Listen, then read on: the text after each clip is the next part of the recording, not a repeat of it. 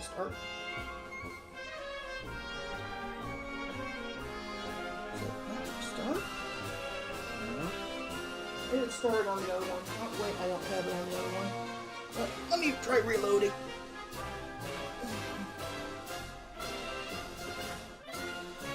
Oh, we're live! Awesome! Hello there! It is I, Chewy Cookies, back with more crappy content for you to consume. Joining me today is my host, Andrew. Say hello, Andrew. Hello, Andrew. And today, we are playing Hearts of Iron 4, specifically the Kaiserreich mod. Indeed. So, alternate history shenanigans. What if Germany won World War I, basically? yes. The short version is, because I don't want to go and I don't want this to be too long a spiel, and I intend to explain important things as they happen. It seems to make the more sense. Mm-hmm. Basically, Germany won World War I. Britain, the Reds lost the Russian Civil War. So Russia never went commie, and Britain and France went syndicalist, which basically means socialist.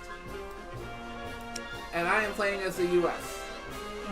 I will read this blurb because it's short.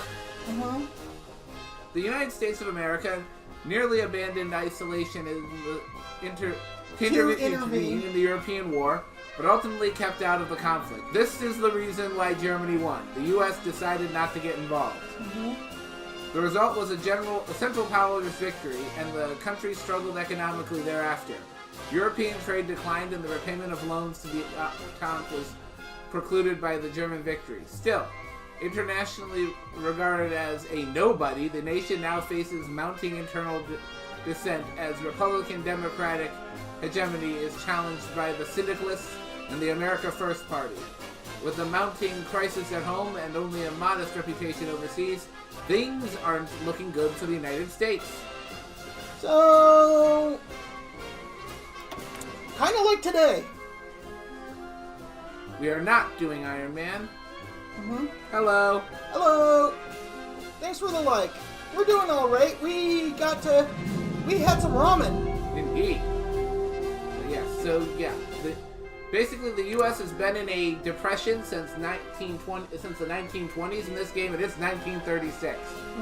And there's no FDR coming to save us because he died of, in this version of history, he died of polio in the 20s. Dang. Oh, and more stuff to read. In 1936, the United States of America are gripped by an unrelenting crisis. Although unable to avoid the horrors of the Weltkrieg, or the Great War, which allowed its prosperity to continue well into the 1920s, German victory in the Weltkrieg, followed by the French and British revolutions, led to the Wall Street crash of 1925. This sent the United States spiraling into the Great Depression and allowed the Berlin stock market to take its place at the forefront of the world economy. The election of Herbert Hoover in 1928, while initially promising, failed entirely to reverse the decline of the American economy. By 1936, the country had spent over a decade in the midst of the worst financial crisis it had ever seen, thus fueled by the rise of the radical parties in America, from the far left Socialist Party of America to the far right America First Party. Hoover's contentious re-election by means of the House of Representatives in 1932 and the ongoing Great Depression means that these problems are unlikely to be resolved anytime soon. Many throughout the country fear the upheaval that would result should one of the extreme parties come to power, or should the depression continue unabated. So, this is not your, grandpa's America. It is definitely not your grandpa's America, nor is it your grandpa's world, because if you look over here, we have the Union of Britain. Britain has gone syndicalist. They kicked out the king. And so has France. Now, I could have set things up to make one of the sides stronger, but I would have had to remember to do that before the game started, and I didn't do that. So, I have no idea which path each country is going to go down. We're good. How are you doing, Kurgan? And as I said earlier, Germany won World War I in this timeline, and Russia did not go commie. Right now, they are essentially this game's version of fascist under this gentleman, Boris Savinkov. He's a fascist. Don't call him a gentleman. We don't owe fascists anything. Except for a boot to the head. Anyway, I gotta pick my research. I'm gonna research this here thing. Gotta pick a company to do it. Well, it's a Brown. It says Browning right here, so... Browning, invent the Browning. Yes. Getting a scout car. Have the American Locomotive Company do it.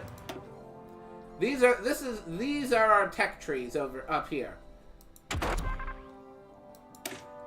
We're gonna research mechanical computing. I have 4 tech slots and basic machine tools.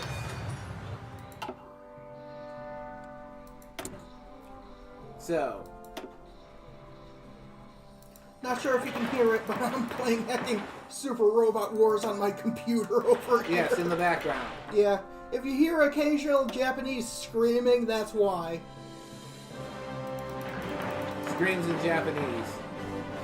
Nandato! And now I am building factories, because in this game, logistics is a thing. I can't just crank out divisions anywhere you feel like it. You need to have the infrastructure in place to equip them and to build them. Yeah, if I want tanks, I better be over here in my production. I better be producing tanks. If I want infantry, I better be producing infantry equipment. Because if I'm not, then I am not getting anything. And if I want ships, I actually have to build them and play everything. And as I said, I am playing as the U.S., who, spoiler alert, is on its way to a civil war. Yep. Civil War II, yes, Electric Boogaloo. Yes. Hence the title. At some point during the... By this time next year... In-game. Next year. So January 1st, 1937. Well, actually, not January 1st. By then, you said. I was wrong. By March of next year, I believe, is when it all kicks off, we will be in a civil war. Yes, sir. Womp womp.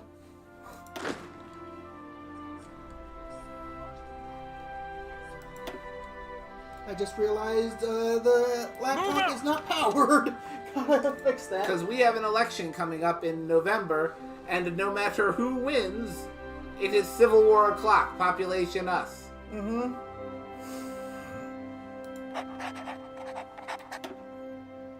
right now I'm just organizing. Also, basically, all of these people were real people, right? Yes, we saw on screen. Yeah, these are all real generals. I mean, we got MacArthur here, and this is Ike. This is Eisenhower right here. Dwight Eisenhower. Yeah. So the D stands for David. I did not know that. Yes, Dwight David Eisenhower. I have 18 divisions, and I'm sending them all to the capital. Alright. I also have a Marine division. I have exactly 1 general who I know is good with Marines. Where is he? Ah, here he is. Harding. That mobile game is possibly based off of this one. Yes. So, basically, as I said, we are going to have a civil war soon. I'm not building any divisions. I probably wouldn't be able to crank out anything worth making in the time limit. Plus, the game actually gives you the ability to get more divisions once the Civil War starts. So, I'm not going to prioritize building more. I would be lucky if I got 1 or 2. Especially if I wanted... Hey, we still own Alaska somehow. We bought it shortly after the Civil War. Oh, that's right. I forgot about that. But yeah. I could get some militia divisions, but militia divisions I'm going to have coming out of my ears once the Civil War starts. Actual line infantry divisions, I don't need. I can't make more of. That's what I would actually need. So... Hey, look, it's Baltimore. Remember the ad? The fake ad? Fuck you, Baltimore! Also, this is our focus tree. I have to pick one of these, and they have different effects depending on what I pick. So, I have reintroduced the Garner-Wagner bill.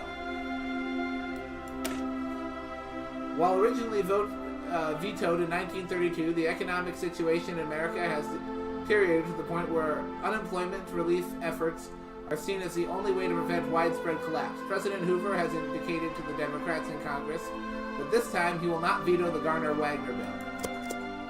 So, basically, the way the U.S. is set up right now, we, as the thing at the beginning said, we have been in a depression since 1925. And there's no FDR coming to save us because he died of polio in this timeline. And oh, fuck, it's Detroit! Yes. And we have two radical parties, the Socialists, led by Jack Reed, who in real life was a journalist who wrote a very famous book on the Russian Revolution called 10 Days That Shook the World, and died in Russia, and is one of the only Americans buried at the Kremlin Wall. And the America First Party under Huey Long, who I like to call the scariest politician, most American politician most Americans have never heard of. He is very scary, not just because he did a lot of damaging shit and would have done a lot of more damaging shit had he lived longer, but because he actually wanted some really good things. It's just the ends do not justify the means in this case. Yeah, he actually did care about making the lives better for regular folk, but there was literally no law or rule he was not willing to break to make it happen. He basically was the dictator of the state of Louisiana. Like in real history. Yeah, in real history. And ran for Senate, won, but didn't resign as governor. So he was holding two offices, which you're not supposed to be able to do. Yes. There was a straight-up coup to kick him out as governor, which failed.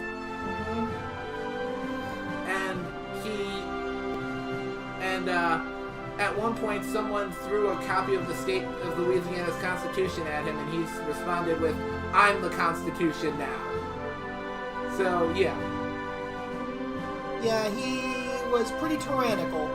Yes. He wanted good things for people, but he was doing it in a way that just was not okay. Yes. His signature policy was something called the Share Our Wealth program, which was basically at $1 million of income, you would be taxed at 2%. $2 million income would be taxed at 4%, $3 million at 8%, and it would just keep going until you started getting taxed at 100%. Yes. It basically went 2, 4, 6, 8. At every million, it went up. So, 1 million, 2, 2 million, 4, 3 million. Yeah, they can do math. Yeah, it went up exponentially like that. No, that's not exponentially. That's, I don't know what the proper word is, but it's not exponentially. But yeah. But yeah, it did just go up further. Each time it doubles. Every million it doubles, basically. Which, honestly, I'd argue for something like that today, just not to get it in place the way Huey Long would have wanted to. With assurances made by... Now, anyway, let's read this bill. With assurances made by... That's not a bill you're reading, that's an event. Yes. It's about a bill, but yeah. President Hoover... made by President Hoover that, unlike in 1936, this time he will... In 1932. 1932, this time he will not veto the bill.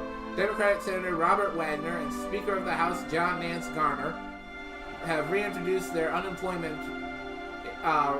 relief legislation package. Many in Congress feel that the package does not go nearly far enough, while others wonder how America, in the midst of a massive economic crisis, will possibly ever pay for it. The presence of senators from the America First Party and the Socialist Party of America also complicates things immensely. Even with Hoover's pledge, it's unknown if the Garner-Wagner bill has a real chance of passing. Now, voting rights in the legation cities. So, this is actually... Legation Council. Legation Council. So, this is a thing that's happened... This actually affects something that's going on in China. Meanwhile, the entire map is just, oh, you were moving to China, specifically. Yeah. These are the legation cities over here. Mm-hmm. They're basically a bunch of cities that are being run by foreign powers in China. Mm-hmm. The legation cities were formed in 1928 as a result of our intervention in the Shili-Fengtian conflict that was soon going to spill over into open war between the two other powers in the Far East, Germany and Japan. While we obviously wished to end the conflict, we also found it in our power to create a lasting solution to the imperial rivalry in China, as well as push our open door policy. So we forced the other powers to merge their concessions in China into one conglomerate, consisting of all official concessions in China, as well as a 30-mile neutral zone.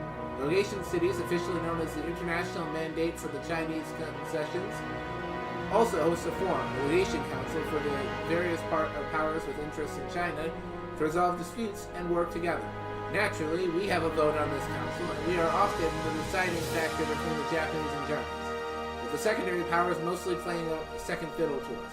Our voice is usually one that speaks for keeping the status quo of an open door to China for all powers, which hopefully is in everyone's benefit without having to involve themselves with individual Chinese factions. To American citizens, the legation cities represent not only a great way to get rich, but a shining example of American forward-thinking and our commitment to peace. A perfect arrangement. And that gave you political power. What's political power do? So political power it's used for decisions. I don't have many available right now. It's also used, well, mostly it's used for decisions, but it can also be used for hiring political advisors, changing laws, and those are these. Mm-hmm. If I want to change these, I need to spend political power to do it. Gotcha. And I am eventually going to want to change these because I'm going to definitely I'm not going to want to stick with volunteer only, mm-hmm. and I am definitely not going to want to stick with civilian economy. I'm going to want to get to war economy. Because in this mod, and this mod only, this is not a thing in the base game, how many divisions you're allowed to have is directly related to this law. The economy law. Gotcha. If I exceed my division count, which right now is 215, but that is going to shrink once the war starts. If I exceed my division count, my divisions won't fight as well. Dang. So it's a soft cap. Yes. As with most things in Paradox games. Yes. You just get debuffs for going over the cap. I can also hire some of these guys, but they all cost political power. Or military staff, but they also cost political power. Mm-hmm. And also I can hire members of the High Command, but they cost political power and command power. Mm-hmm.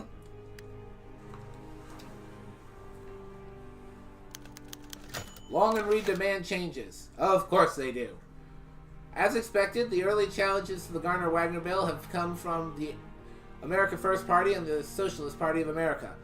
Huey Long and his AFP senators have demanded a vast increase in the Social Security provisions the bill provides.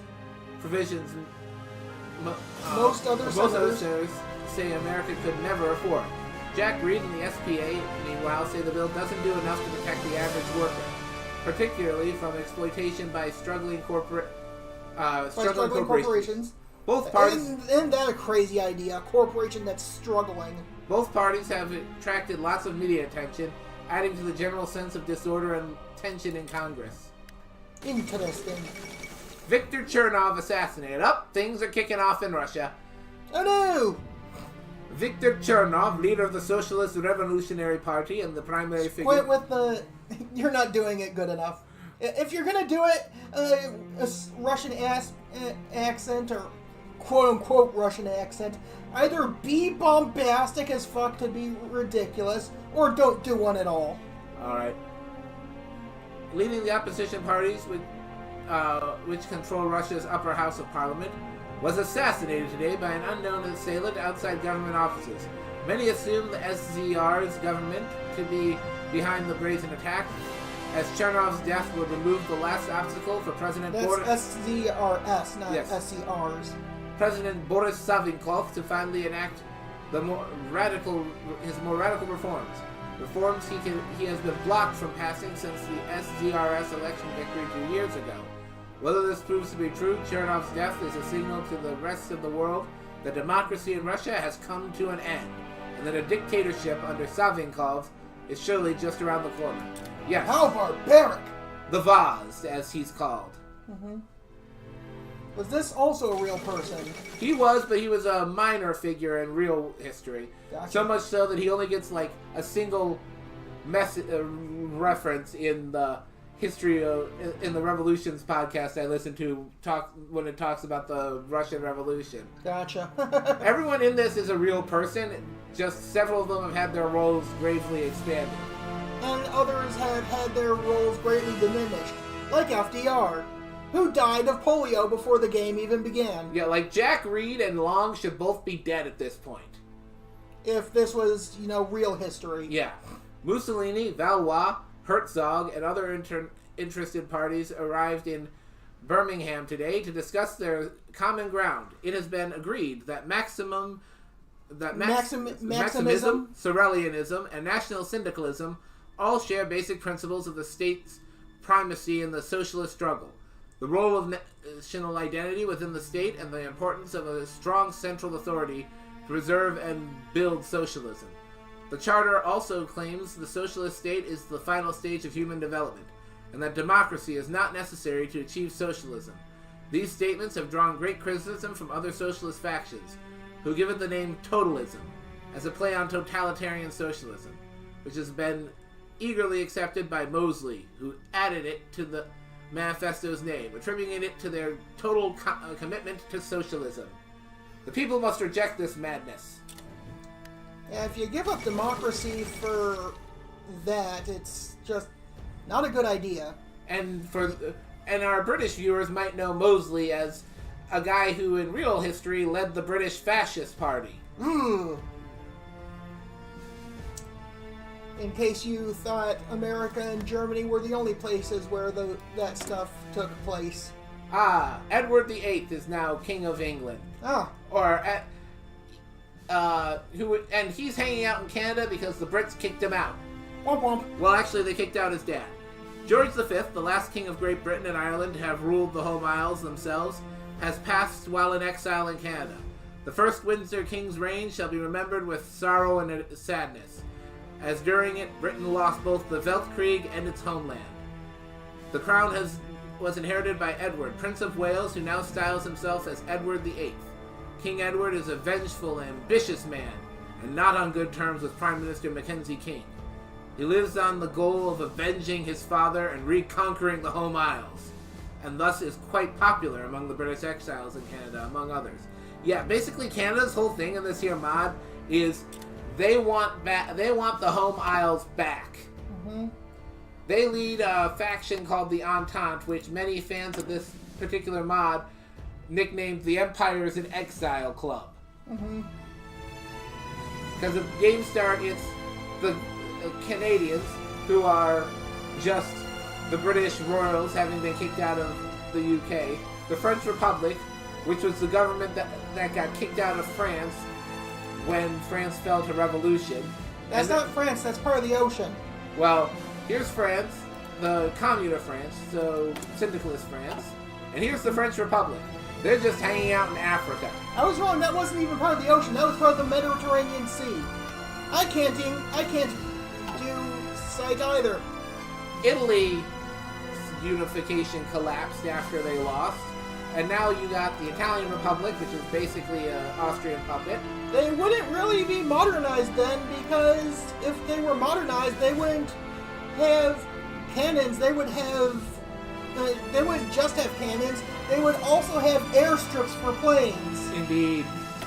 And we got a socialist Republic of Italy right here, and then the Kingdom of the Two Sicilies. And then hanging out in Sardinia is... Oh, that's the French Republic.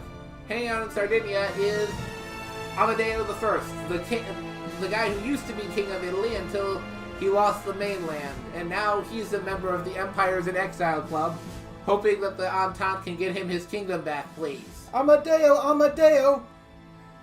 And then we got the Australasian Confederation, the Union of South Africa, the Dominion of India, which, if I go to India, India is actually divided right now.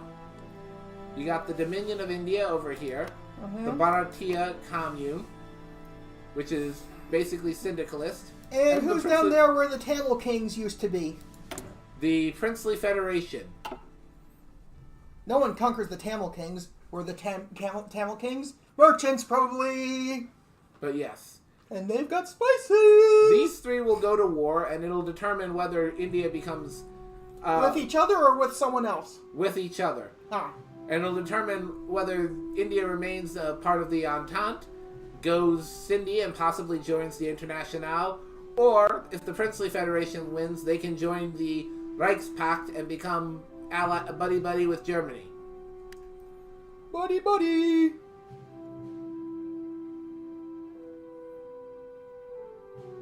But... Oh! Senators break ranks. After weeks of negotiations, a number of establishment senators have broken ranks over the coming vote on the Gardner-Wagner bill. Most notably, Robert Wagner, one of the bill's proposers, who says he will not vote for the bill unless protections for federal unemployment insurance are re-added. Many other Democrat and Republican senators are concerned about the influence of the AFP and the SPA, and claim they will not vote for the bill if any concessions are made to either group. The others say that not courting either the AFP or the SPA will make passage difficult, if not impossible. President Hoover will need to intervene in order to save the bill. Force the establishment to compromise with the SPA. We're compromising with the socialists. They seem like the more reasonable of the two extremist parties. Uh-oh, Black Monday just happened. Oh no! On the 3rd of February 1936, the Berlin Stock Exchange stopped sinking. It plunged. Fueled by the instability of the market, panic selling erupted as soon as the stock market opened on Monday morning. It took well into the night for the teleprinters to stop sputtering out the results of what became known as Black Monday. When the results had been analyzed, it was clear that the situation had only gotten worse. The shock of this unprecedented economic catastrophe will no doubt be felt over the entire world.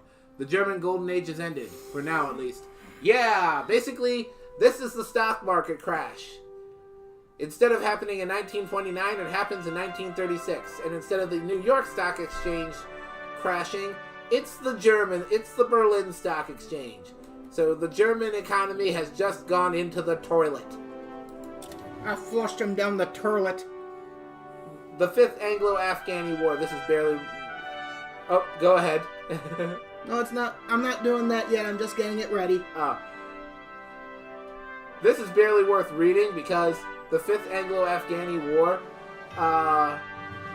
Afghanistan never wins this. Mm-hmm.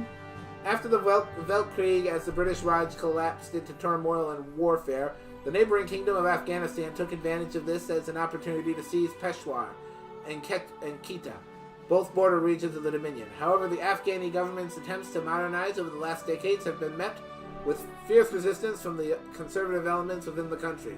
King Amanullah Khan now hopes to use the turmoil in Lahore following the death of George V to his advantage. By repeating the success of the Fourth Anglo-Afghan War, the king hopes to silence the conservative opposition and bring new lands to the crown.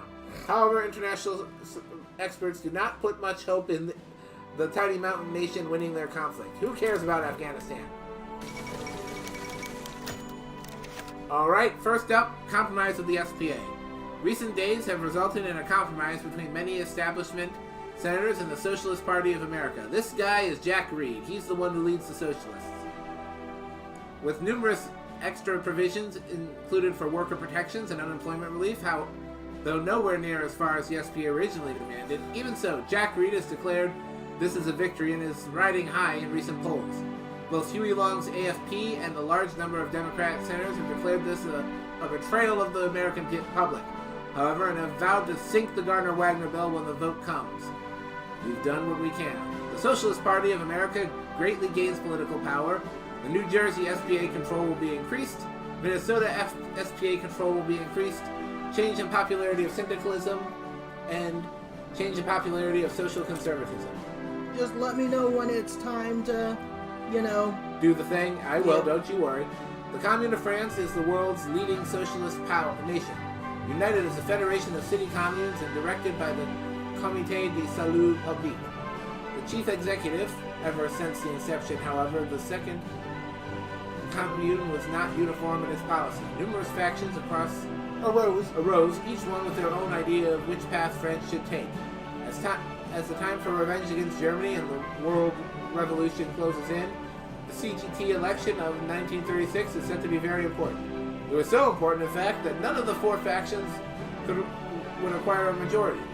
Much like before the election, a coalition must be found. But how will this change the shape of the commune politics? Only the men in the OSP itself know. Black Monday hits America. Oh no. Despite the political turmoil and ineffectual economic relief programs, it seemed to many as if the economy of the United States might finally be undergoing a slow recovery after the Wall Street crash of 1925. Black Monday has put an end to such hopes, and has sounded the death knell for an already ailing economy. Republicans and Democrats have both pledged to fix the economy should they win the election. The public confidence in them is rapidly waning. As you can see, the Republicans are currently sitting at 16%, and the conservative Democrats are sitting at 14%, with the progressive Democrats sitting at 10%. And oh boy howdy, the socialists up here, 21%. yeah. So it is not... There are two separate socialist parties there for some Three. reason. Oh, three. I can't count. There's three wings of the party. The totalist wing, the syndicalist wing, and the radical socialist wing. If you add it all up, they have 25% political support right now. So they have more than either the Democrats or the Republicans, because if you add up the 10 and the 14, that's 24. And then, of course, the America First Party over here has 18 and has 20% support. So, yeah, things not looking good.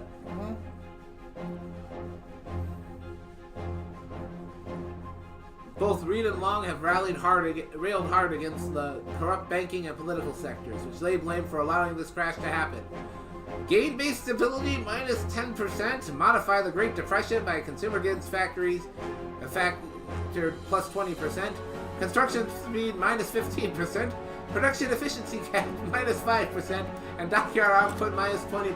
30%. So, as you can see, consumer goods factories are currently eating 100% of my factories, which means literally all of my, which means a huge chunk of my factories are going to this instead of what I need them to do, which is building things.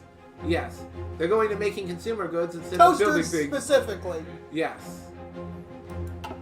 And, yeah. So, my economy is not doing so hot right now. The coalition ticket. The 1936 election is looking to be one of the most contentious in American history. Many politicians within the upper circle of the Republican and Democratic parties fear that a victory for the Socialist Party of America or the America First Party would mean the end of America, the American way of life. In order to avoid this, a plan has been proposed within the halls of power to form a coalition ticket between the Republican and Democratic parties, with former Labor Governor Floyd Olson of Minnesota as the presidential candidate. The plan is unlikely to be popular with lower-ranking members of the parties, but may be the only thing that prevent the radical parties from gaining strength. Coalition would debase the democratic system. We ain't doing it.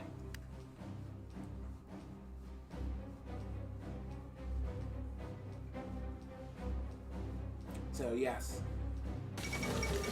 The Austrian Empire withdraws from Italy. It is clear that Black Monday has hit the Austrian Empire hard. The Austro-Hungarian Reichskriegsminister today announced he was recalling divisions stationed in Italian territory, unable to afford the financial burden of keeping them safe from the Socialist Republic of Italy. For good or ill, the Italian Republic is now effectively independent of Austrian domination, at least until the Austrians regain their full strength and decide whether or not their interests in the Italian peninsula are worth regaining. Many in the Italian Republic have expressed worry about whether or not this will leave them exposed to attack by the Socialist Republic of Italy, a move which would plunge Italy into a civil war once again. Oh, it will. It will. A civil war is coming to Italy as well. Lots of civil wars are about to kick off in this year. War. Yeah. Speaking of civil wars... What is it good for? Taking territory. It belongs to other people. Alright, let's see. Can hire one of these guys. You know what? No, I'm not gonna hire anyone. The illusion of the Qing hegemony shatters. China just busted. So, it was whole again, then it broke again. Indeed. China is whole again, then it broke again. The facade of Chinese unity, having held together for nearly a decade, has begun to crumble. Rising unrest in the League of Eight Provinces, the economic shock of Black Monday portending German retrenchment, and the inability of the national government to deliver a decisive response to either has made one thing clear. Beijing's monopoly on power is broken, and now the future of any man is any man's game. Look at all those factions. Yeah, they were all basically... That's only the eastern end of China, too. Yeah, basically they were all bending the knee to the Qing government, and now they've all decided to tell the Qing government where to head in. Alright, a lot of things just happened. Oh no. Time for reading. Yes. Let's start with this one.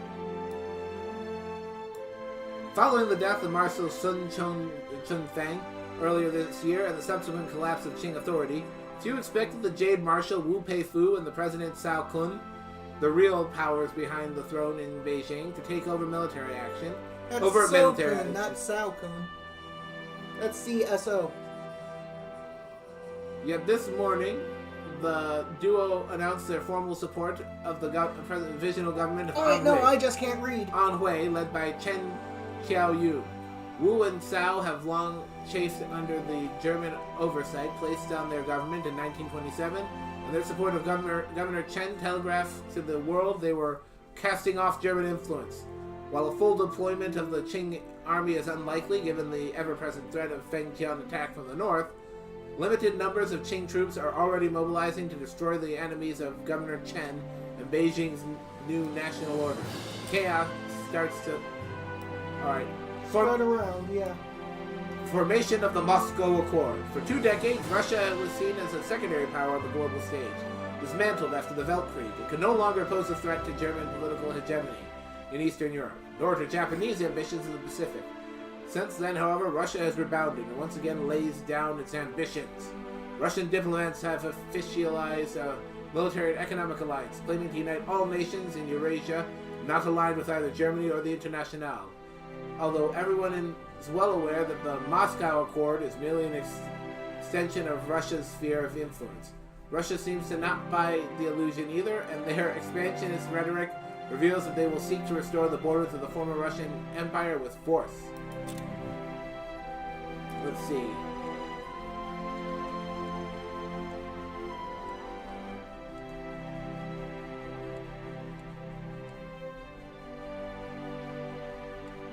Looks like you gotta read. I'm looking for faction macros. Ah. So that's these are the factions so far. We got the Reichspakt, the Moscow Accord over here, Mongolia! Because no one fucks with the Mongols. the Entente, Except occasionally other Mongols. Well, right now, Mongolia is being run by the Mad Baron, Roman Ungern von Sternberg. Oh no! Especially the Sternberg part. Yes. Voting is now... I'm reminded of Victor von Strangle. Yes. Voting has now begun on the Garner-Wagner bill, with Congress divided between AFP, SPA, and establishment senators. Whether or not the bill will pass is anything but certain. Even if the bill passes, the question of where its funding will come from remains without an answer. However, if it fails, the consequences will be disastrous, and widespread violence can be expected. Because of what I'm planning to do eventually, the bill is shot down. Oh no, shut down. The Garner-Wagner bill fails. After an incredibly close vote in Congress, the Garner-Wagner bill failed to pass. While several groups are declaring personal victory, protests have broken out in various parts of the country. There will be no relief for the American worker, and many have declared the government to be corrupt and dysfunctional. There will be considerable time for blame, but for the moment, the Hoover government concerns must turn to the growing violence throughout American cities, violence which is expected to only worsen in the months leading up to the election. Ooh, boy, howdy. That's a lot of red. Minus 100 political power, which is going to put me in the negative. Minus 10 to base stability, I'm already at minus 11. Oh no! The America First Party greatly gains political power. The Socialist Party of America greatly gains political power. And they both basically get more control in states where they're present.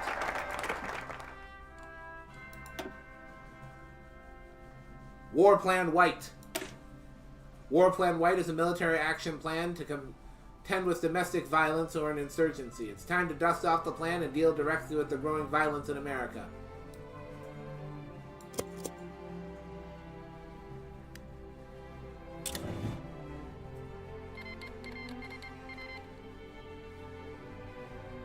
Oh, the Shandong clique declared war on the Nanjing clique. Oh, yeah. Oh dear. Yeah, China's at war again. With itself again. Yeah, we got a three-way war going on over here. We got the Shandong clique, the Anqing clique, we got the Mingan insurgency, all of them fighting these guys. Restoration of democracy in Australasia. The Australasian Confederation has been under the authoritarian rule of Governor William Birdwood since the British invocation of the emergency protocols in 1924. Considered by many in the nation to have been a heavy-handed response to the Melbourne Commune syndicalist uprising, Birdwood finally relented to calls for an open election, leading to the expected result of Stanley Bruce's United Australasia Party achieving majority government in the Canberra Parliament. Bruce is expected to have a tough time ahead of him, with labour unrest on the rise and calls for the revocation of Birdwood's more egregious restrictions on personal liberty. However, unfortunately, his name is still Bruce. Yes. Father Charles Coughlin's CBS radio broadcast. 3 years ago today, Father Charles Coughlin began a weekly radio broadcast in America, and now he has an audience of over 50 million people. He is a raving anti-Semite who claims that the syndicalist revolution in France was fomented by the Jew, and that the Berlin stock market crash is an international conspiracy of Jewish bankers. That just sounds disgusting to even think, much less speak out loud. By the way, this guy was also a real person who spewed such things in real life.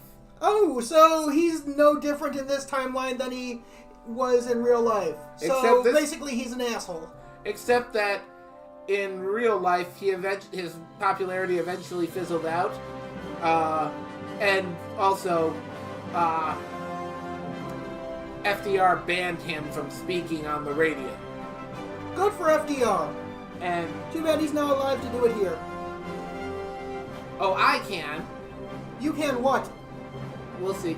And somehow people still tune in. Who are you responding to? Nobody said if... Oh, you can ban him. Yeah. And somehow people still tune in. His hate speech will not be tolerated by the church. And the Pope is expected to make a decision whether to ask the United States government to shut down the broadcast so that his hateful message cannot reach the public. Coughlin is becoming a danger to the public. Mm-hmm. All right.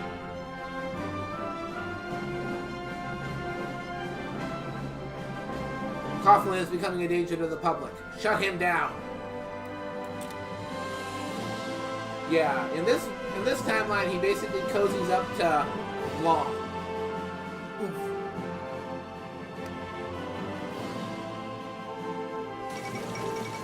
Military seizes power in Mexico.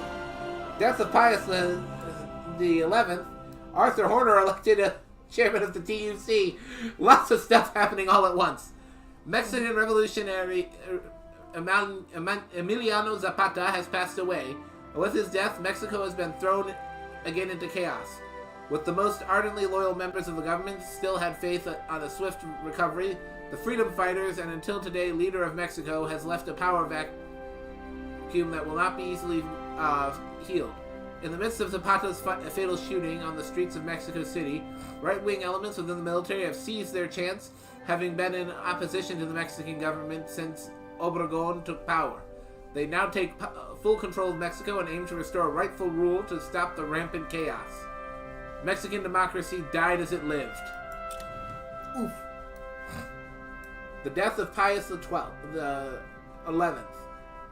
All Christendom mourns the death of His Holiness, Pope Pius XI, who died following a heart attack after having been in declining health for the past several years. Damn, someone gave the Antichrist a death note. Something which rapidly worsened following Black Monday.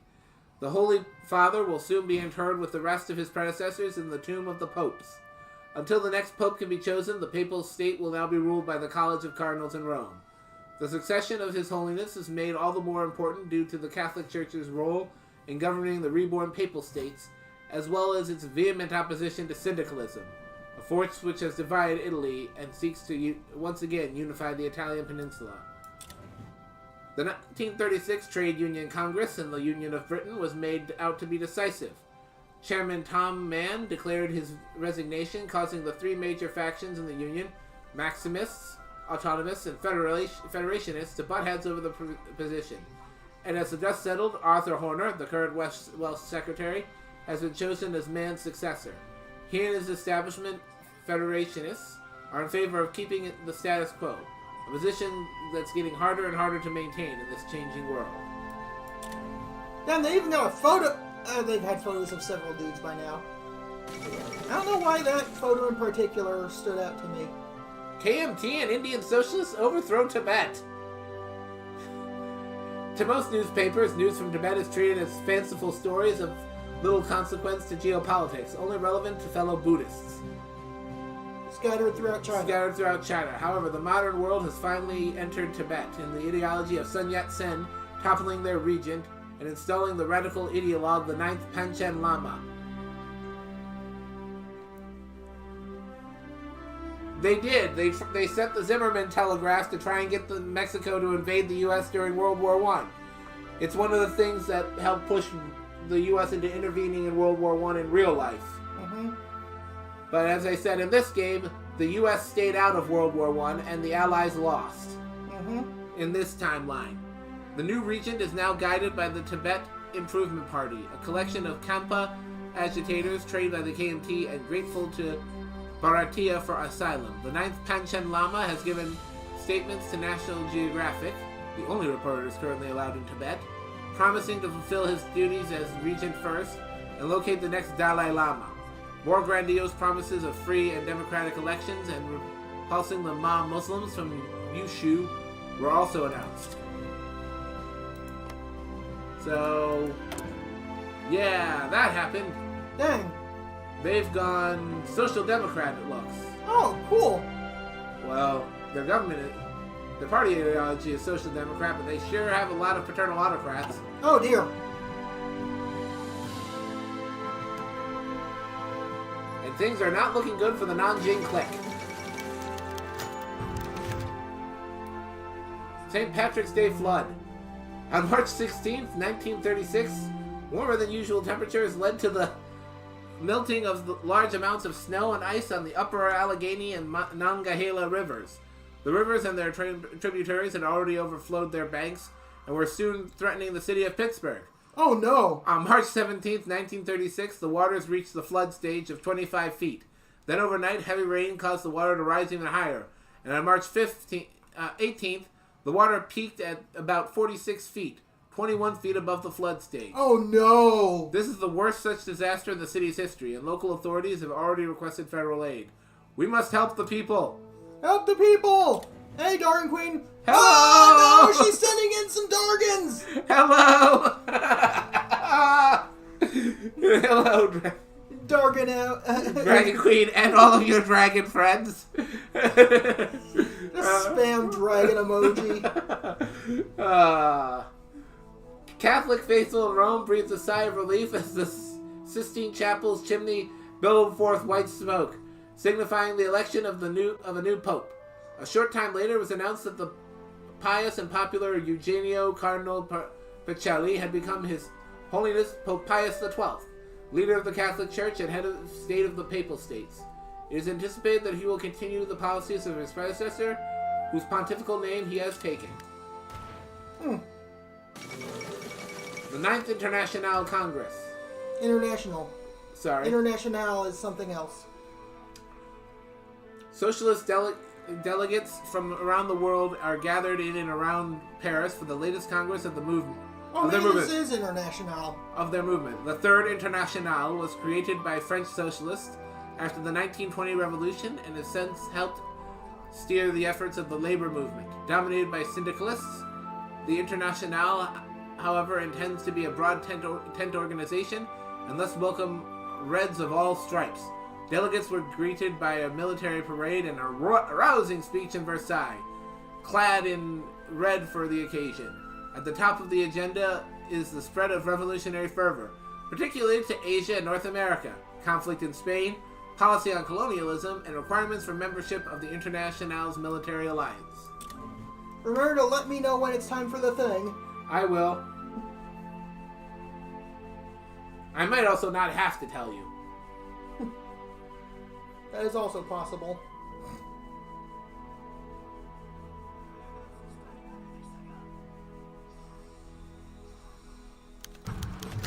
Increasing radicalization!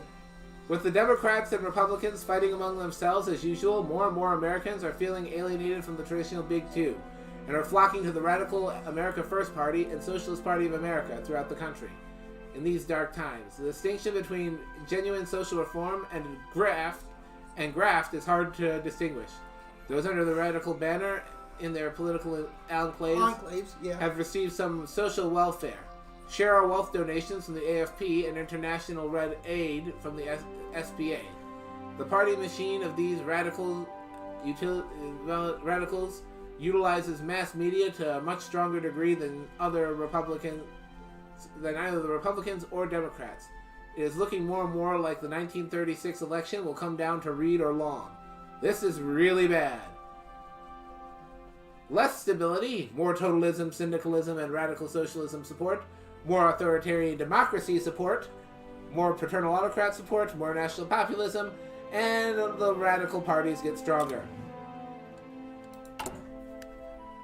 Come on, War Plan White. Especially since,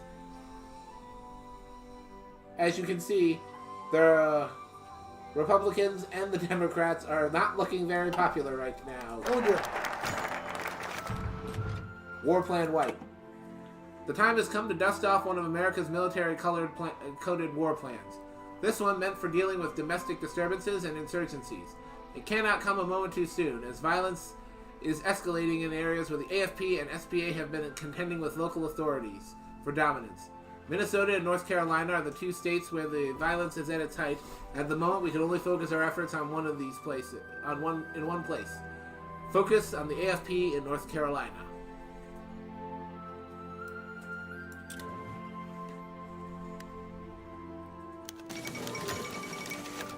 Kurt von Schleicher appointed Reichskanzler.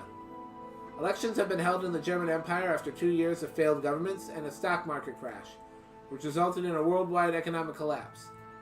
The empowered permanent opposition parties, the SPD and DVLP, gained a large enough share of the vote that another moderate liberal Catholic cabinet is no longer possible. In the light of the difficult situation, Kurt von Schleicher has been appointed as a unifying figure.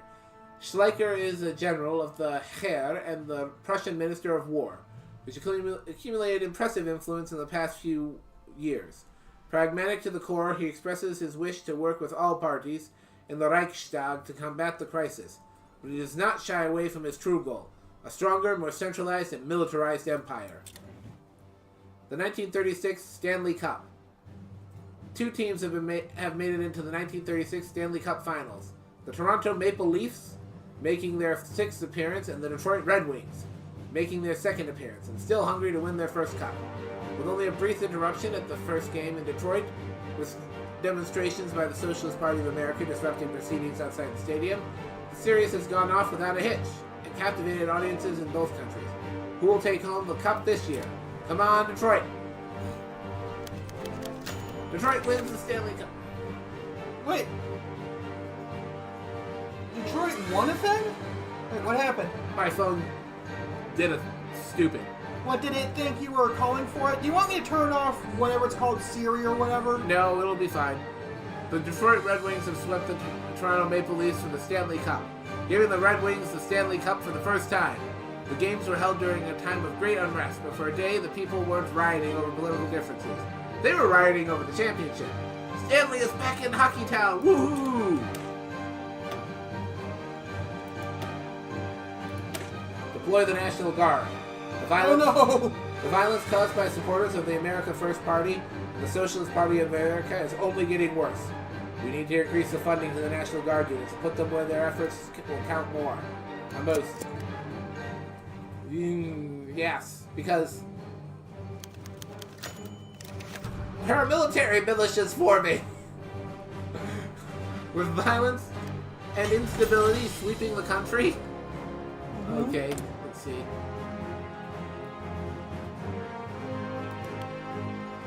With violence and instability sweeping the country, the AFP and SPA have begun to form various paramilitary militias, which they claim are necessary to protect the people.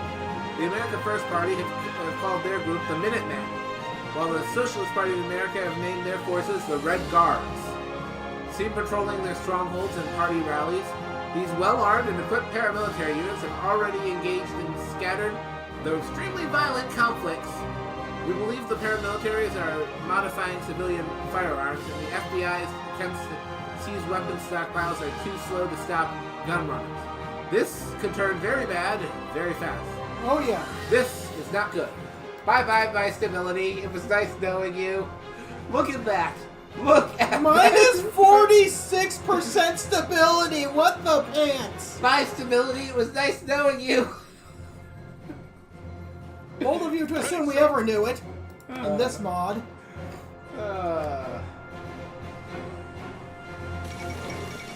Famine breaks out in Sichuan. The province of Sichuan has long been struggled with famine. Rocky terrain and unpredictable weather kept the populations low until the early Qing era, when the widespread land clearances and immigration incentives brought hordes of peasants to the province. In 1925, a lengthy drought turned into a devastating famine that ravaged the provinces, leading to hundreds of thousands of deaths and millions of refugees. Now with chaos in the league disrupting food shipments and another lengthy drought, the aspects of famine haunts Sichuan once more. Already horrifying stories are emerging of mothers selling their children into slavery for scraps of bread, and anarchy gripping even the richest market towns. Damn. This year just keeps getting worse.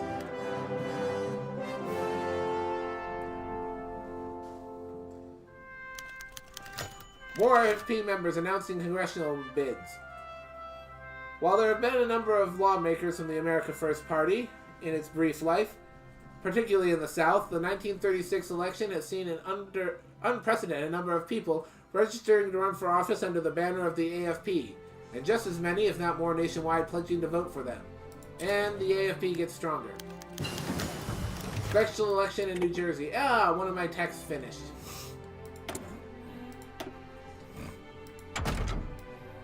Let's get heavy tanks. I think we might need a few tanks. Thanks for playing. Special election in New Jersey. Following Senator Harry Moore's resignation in order to run for governor, a special election has been called in New Jersey to select his replacement. The frontrunners are Democrat John Gerald Milton and AFP spokesman Charles Lindbergh. Polls have just closed, and the winner appears to be John Gerald Milton.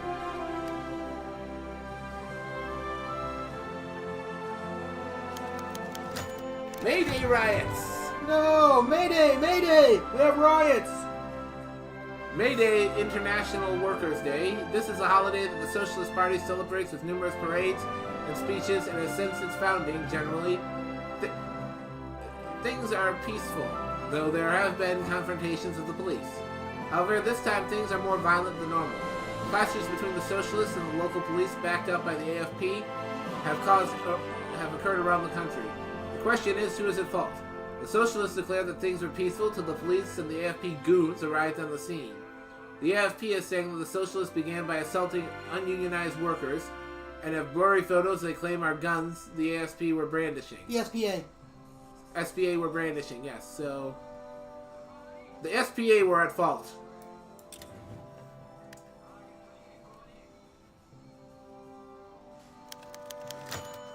Panama pressures... Panamanians. Oh, sorry, that's what you said. Panama pressures Costa Rica. The Panamanians have begun a small-scale military assault on the Coto region of Costa Rica, which they have had a claim on for some time. We should threaten intervention to prevent this turning into a full-scale war. Let us intervene.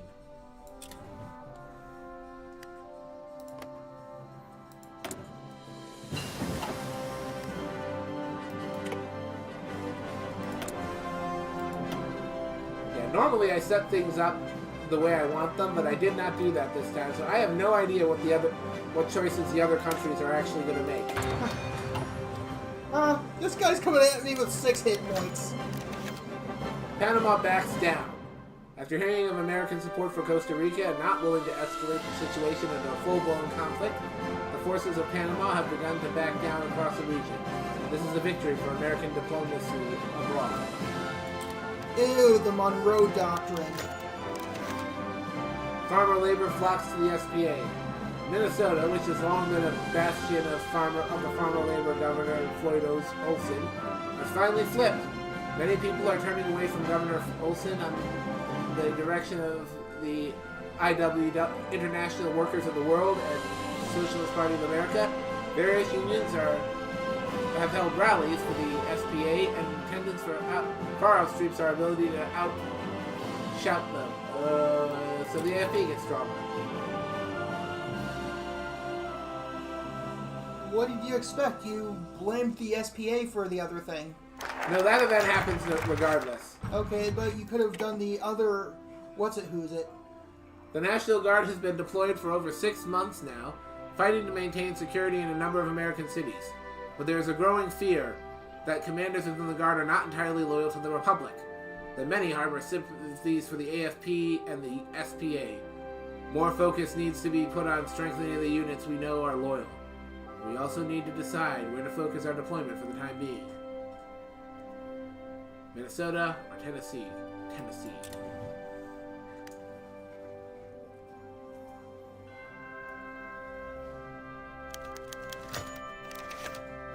Legation cities voting. Bailout? Black Monday has left deep scars in the global economy, and particularly on the Deutsche Ostdeutsche Bank in Asiatische Bank in Shanghai, which seems to have fallen victim to unscrupulous business practices and possibly insider trading. Our delegation is now seeking guidance on how they should vote concerning the proposal of a bailout of the DAB.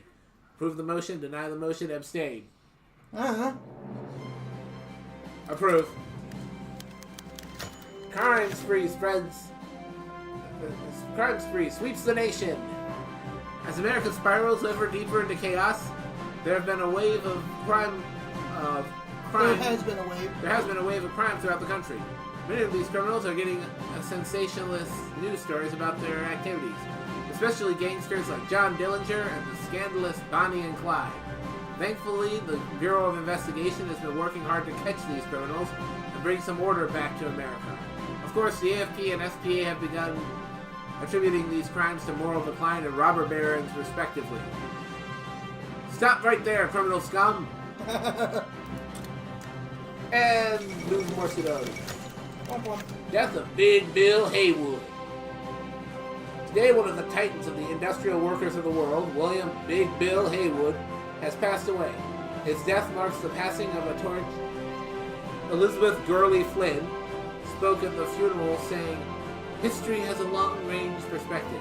It only passes stern judgment on tyrants and vindicates those who fought, suffered, were imprisoned, and died for human freedom, against political oppression and economic slavery." Many other leaders within various union organizations, including his rivals in the AFL, also spoke at his funeral, as well as leaders within the Socialist Party of America.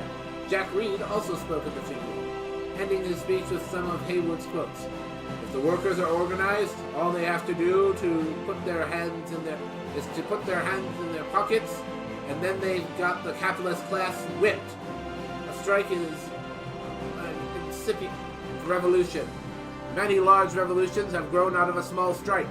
Remember that you are fighting more than your own fight.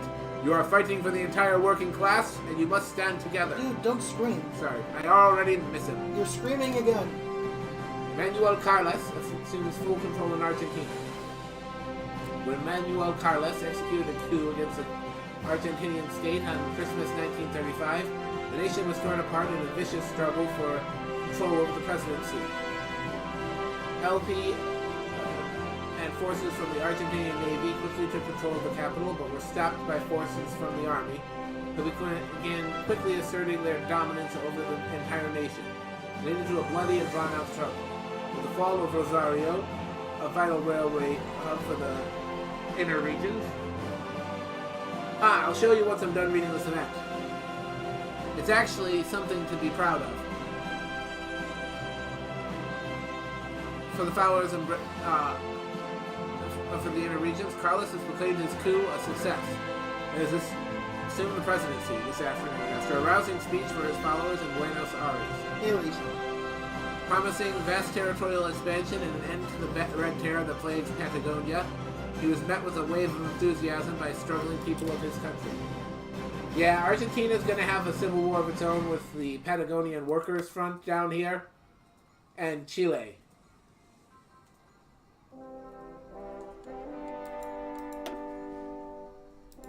MacArthur's plans. General MacArthur has raised a solid point. New York City and Texas are two of our most vital and vulnerable strongholds. MacArthur has a plan which could see one of these areas secured, should the violence escalate to a full-scale war. Alright. So, Navy. Navy. It is completely unorganized at the moment.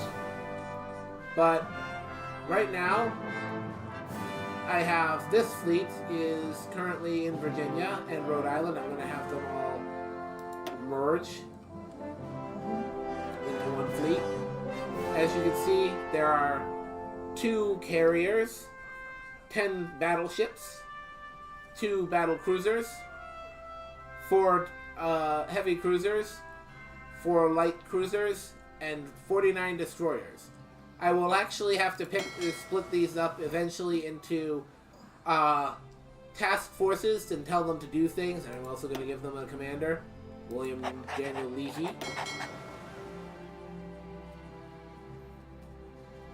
And actually, I'm going to have you guys join him, and then all link up.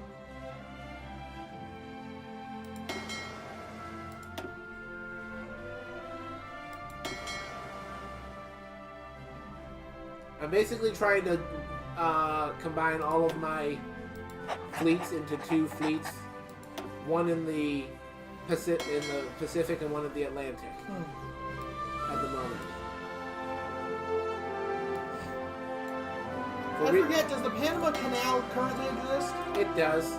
Oh, cool. It was built by Teddy. Wait, then how does it exist? This is before Teddy's time, isn't it? No.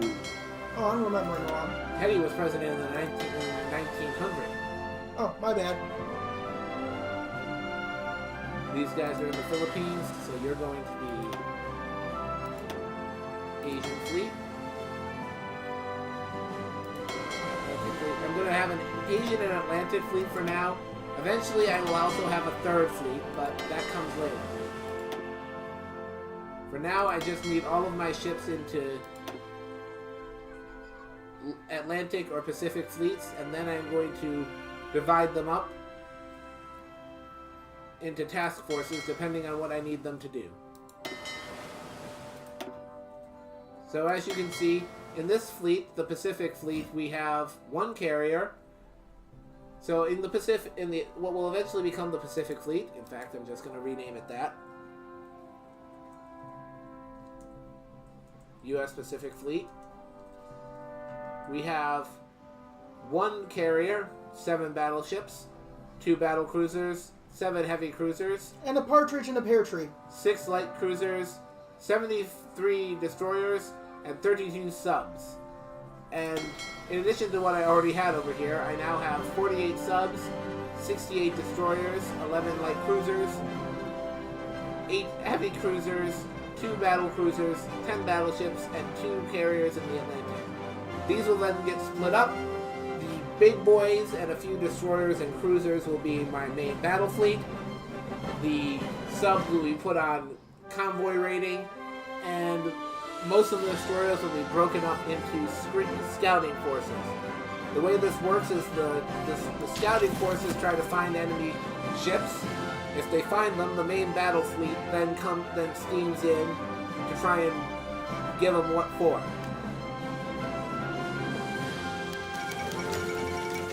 Riga under martial law. Months after the stuff going on. Some Democrat voters align with the AFP. The South has long been considered the heartland of the Democratic Party. This may not be the case for much longer, as polls show a massive spike in voter registration for the AFP. On a radio broadcast, Huey Long spoke at length about share our wealth and his plans for America. It seems that the AFP is growing stronger by the day. More SPA members are announcing... I accidentally clicked that when I was trying to move it. Oh no! Did you at least select the thing you wanted to select? I have no idea. Oh well. While there have been a number of lawmakers from the Socialist Party of America in the past few decades, particularly in the Steel Belt, the 1936 election has seen an unprecedented number of people registering to run for office under the banner of the SPA, and just as many, if not more, nationwide pledging to vote for them. Riga under martial law. Months after the outbreak of armed rebellion in the United Baltic Duchy, its civilian government has become a casualty. Earlier today, units of the Baltisch Landeswehr moved into Riga and forcibly dissolved the Landtag. The Landeswehr is believed to have viewed the duchy's liberal government as too focused on its ongoing row with the conservative opposition, the coup being an effort to direct resources against the Forest brothers. With Duke Adolf Friedrich conspicuously missing, the famed German General Rudiger von der Goltz has emerged as the face of an ultra-reactionary government. Rumors suggest that these developments have been driven by the Baltic Brotherhood, a secret society that desires a more radical transformation of the duchy. The most recent vote the bailout vote passed.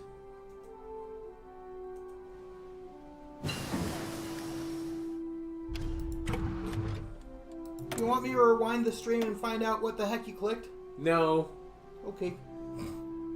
The further we go, the more difficult it's going to be to do that, just FYI. Doesn't particularly matter, honestly. Okay. But yes. Oh! The on-chain click. Ooh. Was annexed. Yeah, that's not how I thought that would go. Let's see. Ooh. Oh. Oh. This is not how this usually goes. Oh dear. I have very rarely seen... Border gore! Just because they're in the middle of a war. True. I have very, very rarely seen the Mingan insurgency actually win this war. And it looks like they are doing just that. Let's see.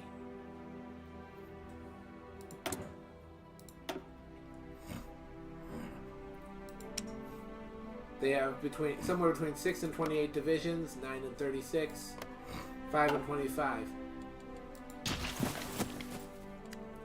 Looks like the Mingan might actually win.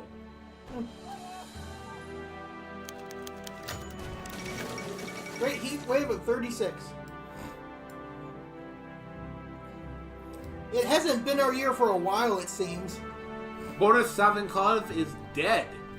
Oh. As the president's actions increasingly angered both the populace and the military, mass protests broke out on Red Square, and Savinkov was shot dead by a socialist revolutionary as gunfire sounded through the capital. Amidst the chaos, the once banned Party of Socialist Revolutionaries, with the support of the masses, took control of major cities across the country. However, the military under the leadership of Anton Denikin took over soon after to restore more moderate government. The new government has promised to restore order and create measures against tyrants from taking over again. A heat wave has struck the continental United States and Canada, the most severe heat wave in modern history of North America. The Great Heat Wave started in late June and went up over 100 degrees Fahrenheit, 35 to 8 degrees Celsius, as drought conditions worsened due to a continued lack of rain. Now in July, the heat has reached all-time records. In Steele, North Dakota, temperatures have reached 121 degrees Fahrenheit. Oof. In Ohio, temperatures have reached 110 degrees Fahrenheit, which was close to tying a record high set in 1934. This comes in the time of major political unrest with the America First Council, a major force in Midwest politics, and socialist and syndicalist forces gathering strength in the Great Lakes region. The drought is continuing, and over 3,000 reported deaths have been linked to it. Many people are suffering from heat stroke and heat exhaustion. Farmers across the continent saw their worst harvest on record, causing corn and wheat prices to skyrocket. And the heat wave does not seem to be giving up anytime soon. Oh no! Oh, yeah. The Mingan are definitely just won. I have never seen the AI Mingan win. I've only ever managed to win when I'm playing as them. Dang. And considering how many times you must have played this mod, that's definitely saying something.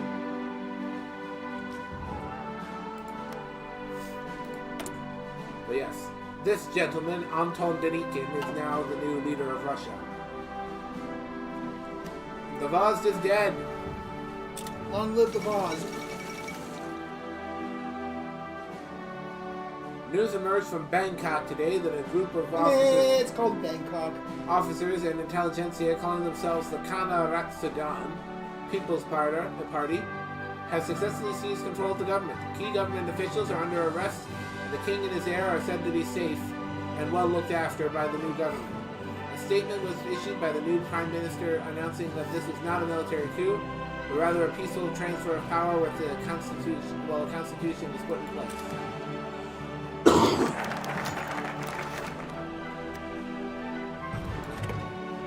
General MacArthur's plan. There is growing concern that America is descending into a possible civil war. Despite all our efforts to maintain security, supporters of the AFP and the SPA simply have too much influence in some parts of the country. General Douglas MacArthur has unveiled a plan to infiltrate key areas in either New York City or southern Texas. Both are of high importance. Now, New York for its industry and Texas for its oil. And both are at high risk to take over. MacArthur said that these efforts might still come to naught if the AFP and SPA's power become too great, but he believes it will greatly increase the government's chance of maintaining control should it come to an armed conflict. We absolutely need that Texas oil. Red Summer. Summer heat has turned into violence and blood as cities, starting with Charleston, South Carolina, throughout the country engaged in bloody racial riots, as whites beat up blacks and burned black businesses. The number of lynchings that occurred throughout the country spiked during the summer in response. The African Blood Brotherhood and other elements of the SPA and combined syndicates of America have begun arming and fighting back. The Socialist Party of America have defended their actions and have furnished blurry photos they claim show AFP members in lynch mobs. Negative 72% stability. Woohoo!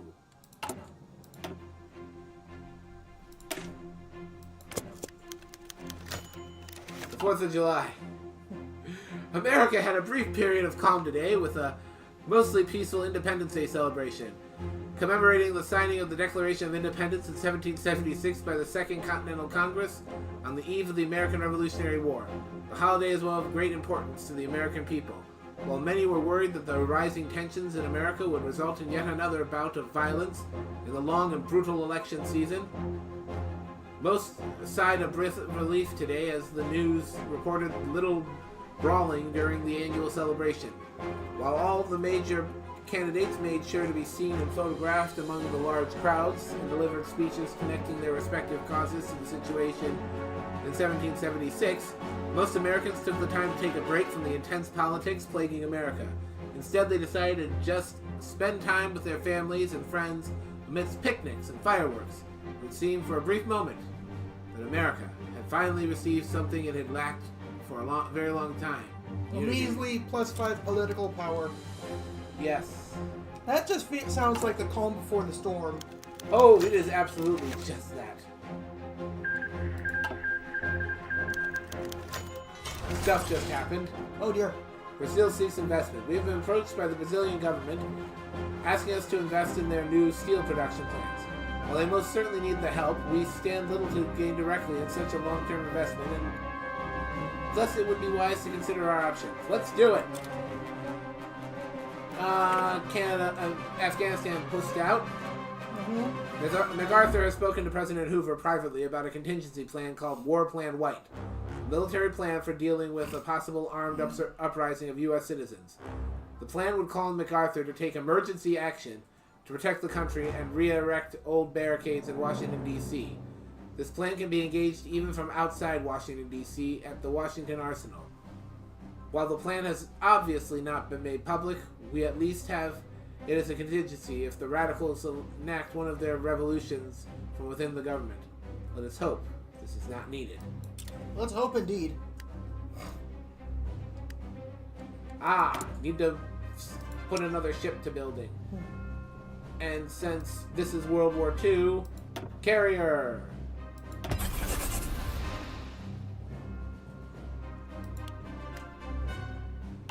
Because the big battleships have had their day and it has gone.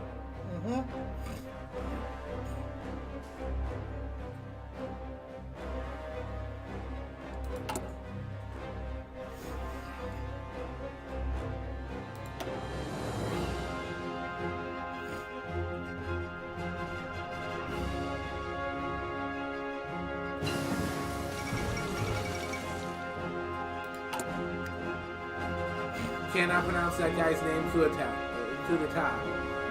The recent Siamese... Oh, it's like, let me check and try. Fibun Songkram. Siamese revolution, while outwardly successful, has seen its popularity plummet. Taking advantage of the controversial yellow cover dossier, the nickname for a proposed plan to overhaul the nation's economic systems and nationalize many industries, a red scare was whipped up. Chief of the Army, Luang Go-Ahead, intervened just in time and declared martial law nationwide. Widely believed to have dragged the nation back from the brink of civil war, the Iron Marshal apparently plans to rule as a dictator himself until such a time as he believes the nation is ready for the responsibility of democracy. It's always lovely when people say things like, not ready for democracy. Isn't it? It is always so irritating when people say that. Like how, according to a lot of people, we're not ready for socialized healthcare. The Battle of the Overpass. This was an actual thing that happened, by the way, people. Oh, jeez. In Detroit, Michigan, this did actually happen in real life. In Detroit, Michigan, the automotive capital of the world, Walter Reuther and Richard Frankenstein, literally his name. Wow. The leaders of the United Auto Workers Association called a general strike against the Ford Motor Company and proclaimed themselves for unionism, not Fordism, demanding higher pay and fewer hours for automotive workers. At 2 p.m. today, a photographer from the Detroit Free Press asked to take a photo of the leaders of the UAW standing on the overpass with the Ford sign in the background. While they were posing, a group of 40 men from the Ford Service Department approached them from behind and began to beat them with their batons. The group then continued their attack on some of the beret-wearing women present to pass out leaflets. That actually happened. The Battle of the Overpass. Because CEOs are fucking monsters. And always have been. Hey, let's pass the Smoot-Hawley Tariff Act. That's a great idea. Tariffs? In this economy? Demokratische Union government in Germany. Kurt von Schleicher was unable to control the resistance of the Reichstag and handle the backlash of the economic collapse. So ultimately, he was removed from his post. It was the parliamentary left and center which benefited from his fall. A reformist government backed by an SPD-led Democratische Union coalition acquired a majority in the Reichstag. Hermann Müller, the SPD's co-chairman, has become the first social democratic Reichskanzler in Germany's history, and his cabinet promises an ambitious program of social reform and constitutional changes to transform the empire into a parliamentary monarchy. These goals will inevitably face the resistance of the conservative establishment, however. Understood. Canada refuses. Basically, we just... I didn't read what I was... the focus I was doing before. I demanded that... So, Canada... Demand repayment of war debts! Yes. The United Kingdom incurred an enormous war debt to us during the Weltkrieg, the First World War. Mm-hmm. That debt has been inherited by Canada. While it is unlikely Canada should repay it right now... By the way, it's not called the Weltkrieg in real life. Yes. This is just in this timeline that it's called. That's why I keep calling it the First World War. Mm-hmm. Canada could, while it's unlikely Canada could repay it right now, demanding repayment will appease isolationists in Congress, and whom we believe will join the political fringe if not appeased. The Canadian government has responded to the demand with a flat refusal. The debt, they say, was never meant to be repaid until the home islands were retaken, as most was incurred by the United Kingdom, a government which is now in exile. Even so, the refusal has done its job and fired up the isolationist elements of the American government. President Hoover's government has the support it needs at the cost of relations with the Canadians. Get some political power. Basically, we want to do the tariffs because there's no way Canada's going to agree to this. But if I do the tariffs, I get me another 100 political power. So, Canada refused to repay the war debts, unsurprisingly, and thus, in return, our only option is to pass punitive tariffs on goods imported into the U.S. That will put some money in our coffers. The repairing relations with Canada will take a long, long time. Oh no!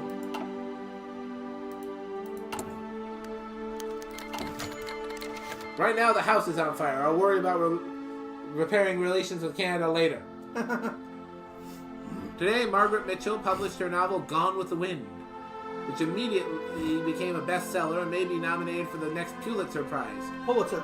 Even Hollywood is taking notice and is planning a film adaptation to be released next year. Set in the Old South during the American Civil War, many see it as an analogy for the strained political situation in the United States. Many America First Southerners claim the novel supports their cause. Frankly, my dear, I don't give a damn. Oh, and lots of stuff just happened all at once. Be careful not to click away things this time. Indochina declares independence. It's the Vietnam War come early. Several decades early. Wow. After the Weltkrieg, Germany seized French Indochina, but stability wasn't restored until Germany crushed the South China revolutionaries in 1926. Now, Indochinese nationalists and leftists under a coalition government called the Viet Minh have risen up against the colonial regime. After quoting the French Declaration of the Rights of Man and the American Declaration of Independence, which fun thing when the Vietnamese rebelled against the French, they did the same thing. Mm-hmm. In our timeline, I should say. Gotcha. Nguyen An Ninh, the head of the Viet Minh, condemned the brutal German oppression of free people, and affirmed the Indo-Chinese nation's right to independence. Observers agree that with German media that they are just some weak peasants. German garrison forces or even the police in the Far East can easily suppress the Viet Minh. When did they learn about the Declaration of Independence? 1936 Dublin Olympics. The 11th Olympic Games were recently held in Dublin, Ireland. Showcasing the capital of the young republic, the Games have proven a large source of pride for her. Once again, French and British delegates have been absent. The syndicalist powers unrecognized by the International Olympic Committee, and exile governments lacking men to send. German and American athletes have seen the most success, closely tied with 27 and 25 medals, while Irish athletes have performed above average, winning 9 medals. We did our best. Violence reaches the political theater. Ooh, oh dear. You mean like the caning of, whoever that dude was? Charles Sumner. Yeah. For some time, the violence has been mostly between the supporters of the radical parties. However, recently, the violence is now reaching the candidates and politicians themselves. Failed attempts on the lives of both Huey Long and Jack Reed have occurred in the past few months. Both gunmen shooting from a crowd, both failed, and both resulted in higher security. 7 more local politicians have been stabbed during a campaign rally. Moreover, voters from both extremes are turning a blind eye to the violence done to their enemies. I think we could both use some drinks because it is hot here. Yeah. I'm gonna get drinkies. You want water or a mango? Me mangoes! Me mangoes! The Legation Council votes on providing aid to Sichuan province. The southern Chinese province of Sichuan is currently experiencing a terrible famine and is struggling to save its people. They have requested that the Legation Council authorize the legation cities to help them open up new sources of grain until the land can recover. Many experts on Chinese politics, however, warn that the money we send for famine relief could go directly into Sichuanese warlords' pockets. Approve the motion. Javeno coup in Bulgaria. It seems to be coup o'clock around here. The Tsardom of Bulgaria, one of Germany's allies in the First World War, has been seen as the stable hegemon of the Balkans for the past 2 decades. In truth, however, the nation has withdrawn into internal affairs, going from political crisis to political crisis. This year, these internal tensions have culminated in a showdown between 3 separate political forces. Javino has come out on top, sweeping away the Tarnovo constitution with a sudden coup d'etat. This elitist circle of officers and intellectuals promises to establish a rational, efficient, autocratic system to guide Bulgaria in the following years. Interesting turn of events. Like I said, it seems to be coup o'clock.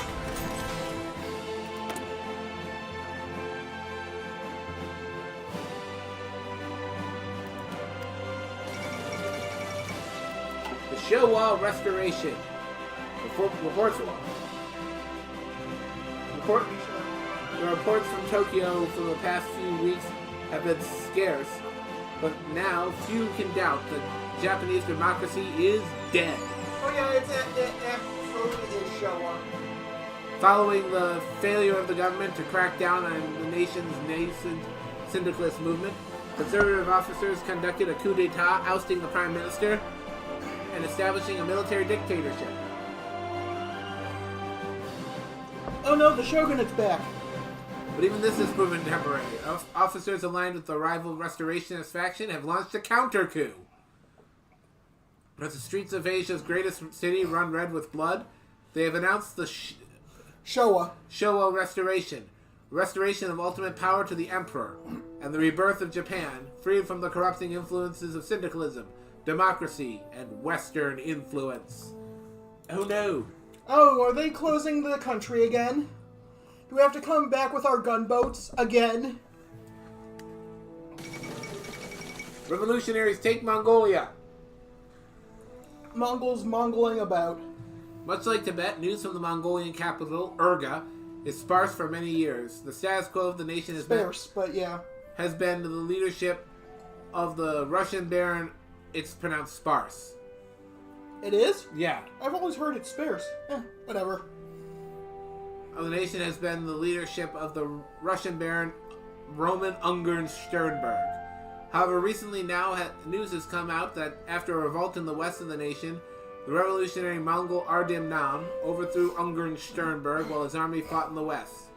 In a press release to the few media groups in Urga, the first 7 of Man, Sukbatar, Cholbalan, Bodo, Danzin, Chagardev, Dogsum, and Lossol proclaimed Mongol. I'm sure there needs to be a lot more phlegm in how you pronounce these names. Mm-hmm. But proclaimed Mongolia's people's revolution, stating that the modern Mongolia can no longer suffer the tyranny of aristocrats and regents. They proclaimed a final constitution of the continuation of the last 2 revolutions. Dawn of the Mongolian party. Yes. Huey Long speaks. Oh no, shut him up! Is that an actual picture of him? Yes. So that's what the fucker looked like? Yes. And he sounds like Foghorn Leghorn because we have actual audio recordings of him, and this guy played them for me to show me how ridiculous he sounded. He did. He sounds like Foghorn Leghorn. Like, unironically. The Democratic Party and the Republican Party were just like the old patent doctor drummer that used to come round our country. He had 2 bottles of medicine. He'd play the banjo and he'd sell 2 bottles of medicine. One of these bottles of medicine was called High Papillorum. Another one of these bottles of medicine was called Low Papharium. Finally, somebody around there said, "Is there any difference between these bottles of medicine?" "Oh," he said, "considerable. They're both good, but they're different," he said. "That High Papillorum is made from the bark off the tree that we take from the top down. And that Low Papharium is made from the bark that we take from the root up. And the only difference that I have found between the Democratic leadership and the Republican leadership was that one of them was skinning you from the ankle up and the other from the ear down. When I get to Congress, homely sayings do not win elections."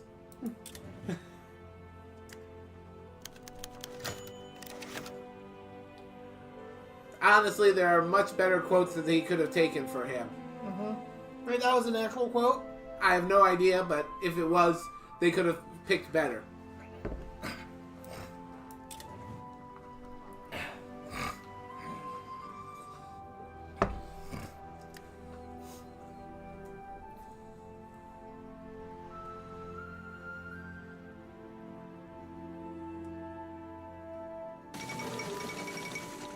Yet again, it's coup o'clock. Oh no! Coups everywhere. In Algiers. The thinly veiled military junta of Marshal Philippe Pétain has fallen into a coup d'etat led by one of his former allies, General Henri Modoc. The legitimacy of the Marshal to rule had been steadily eroded by the accusations of nepotism and corruption. An attempt to centralize power in his hands added accusations of tyranny to the long list of grievances toward him, precipitating the coup. Pétain is now in custody, and General Modoc has been elected head of state. Though he has announced that civil liberties suspended under the previous regime would be restored and promised an eventual return to full democratic rule, the general has announced that for the time present, a committee of national salvation made up of military men, experts, and parliamentarians would be created to best implement the reforms he feels are needed to retake the French mainland. The first step towards democracy. The Great Heat Wave is over. People from Vancouver and Los Angeles and New York and Washington, D.C. let out a sigh of relief. Very relieving. As the Great Heat Wave of 1936 finally came to an end, and now a cold front has spread over North America. It has come to be known as the United States' deadliest natural disaster of the 20th century, with estimated death toll reaching 5,000. Ooh, that's a lot. But even as the heat wave ends, a new chapter in American history is about to begin. It begins! One which, as you shall see, shall be written in blood. Oh no. Many Republicans and Democratic representatives have announced that this year will be their last year in Congress. While many retirees claim old age motivated them, rumors of gang intimidation by SPA and AFP congressmen reminds many of the congressional brawl between Charles Sumner and Preston Brooks, the caning of Charles Sumner. The unprecedented rate of their retirement has given hope to the AFP and SPA that they can win these open elections. The Yunnan clique falls into civil war. The once powerful province of Yunnan seems to have finally caught fire, as Tang Jiuyu's missteps have finally led to an open revolt from the general staff. Led by the Yi General Long Yun, a huge army of loyalists marched down the city of Kunming, moving in from the south and finally taking the city at the end of the day. Governor Teng Xiaoyu has been confirmed to have resigned, and large-scale uprisings are being reported throughout the once hegemonic province of southern China.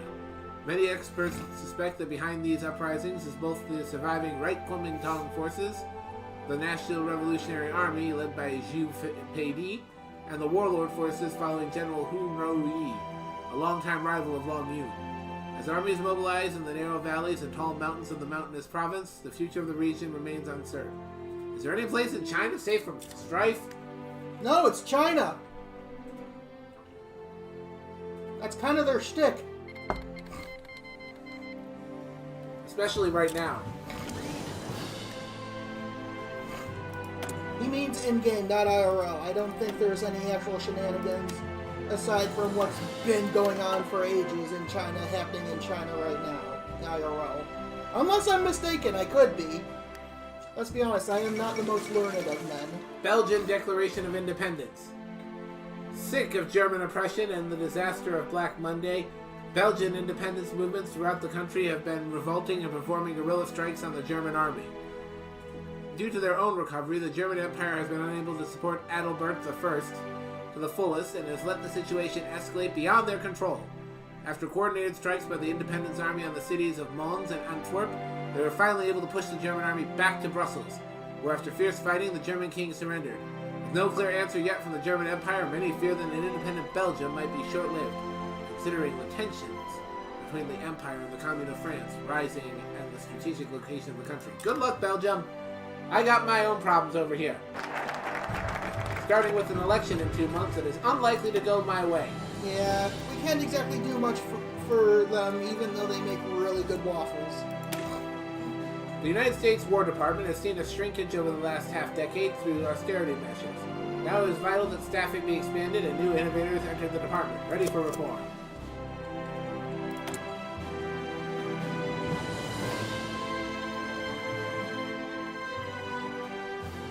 Nah, not yet.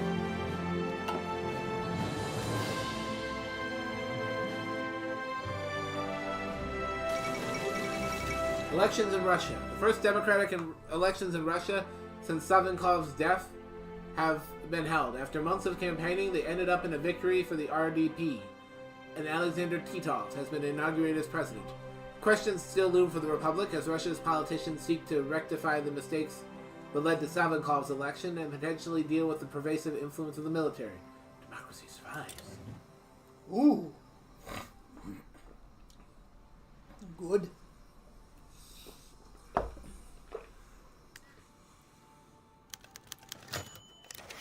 Not good. I mean, we've already established that 1936 is not our year. We established that a while ago. In a number of major cities, conflicts between supporters of the America First Party and the Socialist Party have broken out in violence.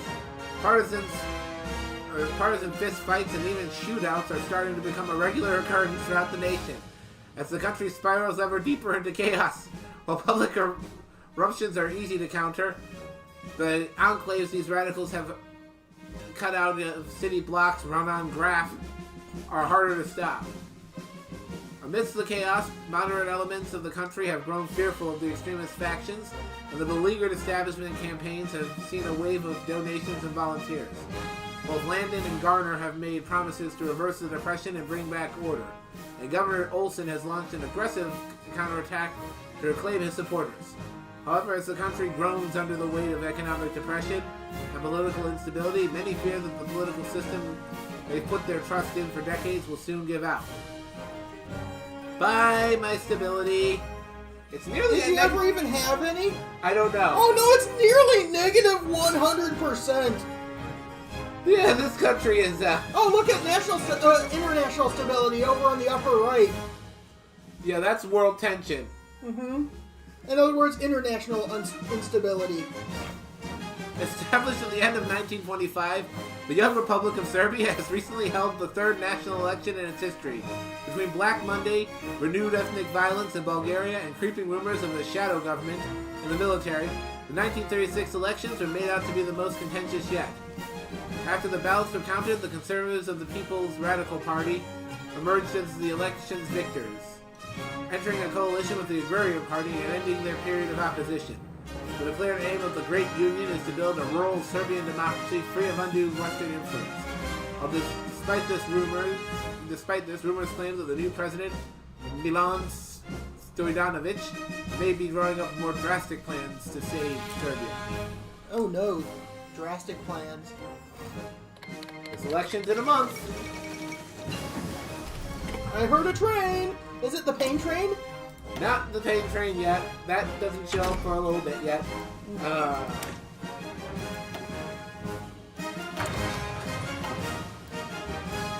Zing, jing, click. erupts in war. It seems like the western gate between China and Central Asia has broken down into violence once again. Governor Jin Shuran's recent dispute with Kabul has resulted in a large contingent of volunteer soldiers rising up against the army garrison. Rumors say that the Turks to the far west are also preparing to defy the government once again. The governor of Xinjiang, should he remain Chinese, represents a potential ally to the southern democratic cliques. The Kabuliks, however, seem to vary greatly in between respect for Beijing to restless xenophobia. The Eastern Turks doubtless would separate from China entirely should they win. The Yang Jingxin's final failure. Turks to the west of me, Chinese to the right, here I am, stuck in this shithole with you. Foundation of the Belgrade Pact. Serbia, Romania, and Greece, the three Balkan members of the Entente, all with revanchist views of their own, have recently gathered to a common table of negotiations and have announced the beginning of the Belgrade Pact. While this pact puts a lot of focus on cultural discussions and preserving Balkan identities, it is also a military alliance between the participants, seemingly directed at the countries separating them and holding their ancestral lands. The new development is a big thorn in Bulgarian domination of the Balkans, but only the incoming reaction of the other Central Powers can determine whether it will yield any fruit. Hopefully the Balkans won't start another world war. So basically, what just happened...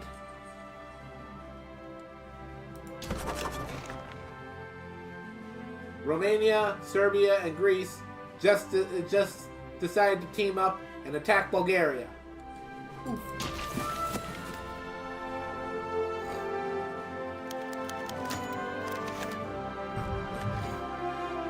The Germans have been diplomatically isolating Brussels since the Belgians kicked out the German monarch and garrisons in the Belgian Revolution. The latest step has been to persuade the High Commissioner of the legation cities to hold a vote on confiscating German concessions in the name of the Beijing government and removing them from the Legation Council. This could possibly reshape the power dynamic of the Legation Council for years to come. Deny the motion. Denied. Basic fire control. Ooh, did you get a thing? A tech? I did. Neat. Technology is about to go crazy.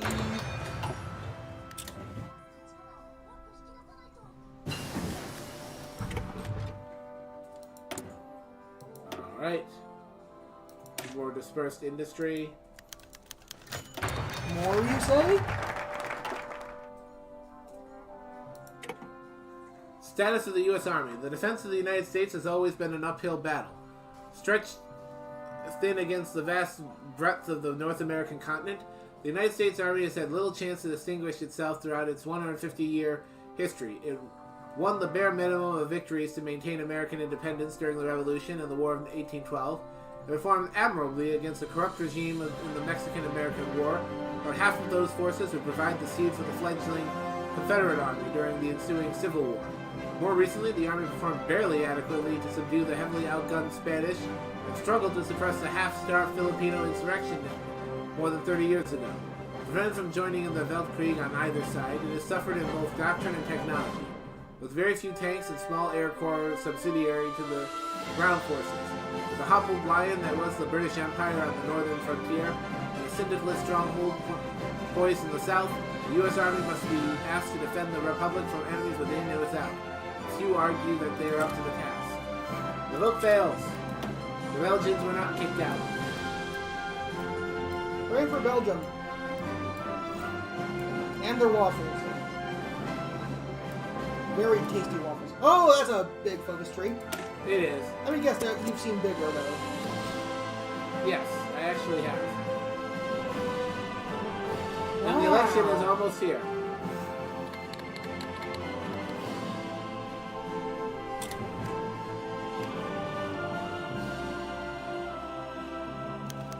And here it is. The results are finally in from what has probably been the most ideologically contested presidential election the United States has ever witnessed. And as you can see, right now, the Democrats and the Republicans are not looking hot. Oh no! None of the four major parties have secured enough votes in the Electoral College to outright win the presidency, and as a result, the House of Representatives has to vote on the winner of the election for the second time in this decade. This is probably not the end of our problem, but for the time being, victory goes to Jack Reed, the socialist. Neat. So, this guy, John Jack Silas Reed, is now our president. Mm-hmm. And since he's going to be around for a bit, if you have no objections, I will read that bio. Oh no. What do you say? I mean, if you really want to. Well, basically, I will not. It is too long. But basically, he's gonna... Actually, yeah, I can read it quickly enough, and he's gonna be around for a bit. I feel like a few of the events have been this long. True. Well, 3 events in total would be that long, so... As the United States crashed into flame and a syndicalist revolution grew in the steel belt, at its forefront stood John Jack Reed, a writer and trade unionist, a journalist, and a senator, if not more. Born to a business family on the West Coast, he has lived an unassuming upper-class life until studies in Harvard, where he, coming into contact with socialist clubs and literature, came to realize that there is a world beyond the dull halls of college, and that world suffered constant hardship. Despite being in poor health from birth, Reed chose a traveler's life, working as a common laborer to make a living and travel from nation to nation and gaining fame as a war correspondent. What earned him more fame, however, was his involvement in the great revolutions of the period. The first he witnessed was the Mexican one, as early as 1913, then the Russian one in 1917, which he worked for devoutly and which consolidated his revolutionary socialist beliefs. It was during this time period that he wrote The 10 Days That Shook the World, his most famous work. In 1918, he returned to America, but he was no longer welcomed by America and its anti-sedition acts. So a year later, he fled again, this time to France, to a new brewing revolution. And unlike the Russian one, actually successful. Fighting alongside the French syndicalists, dictated Reed a goal of life, to import this success in America, and have it be the next to come, and with America's unfathomable industrial might, bring forth a world revolution. A long time has passed since then, and Reed has achieved far. He has helped orchestrate the union of American socialists into one united front, served as a senator, as a presidential candidate, and has finally called the steel belt to revolution. However, his goals remain the same: to be the next great revolutionary, to be the same figure greater than life which the lowly war correspondent from 20 years ago would write about. So yes, all hail President Reed.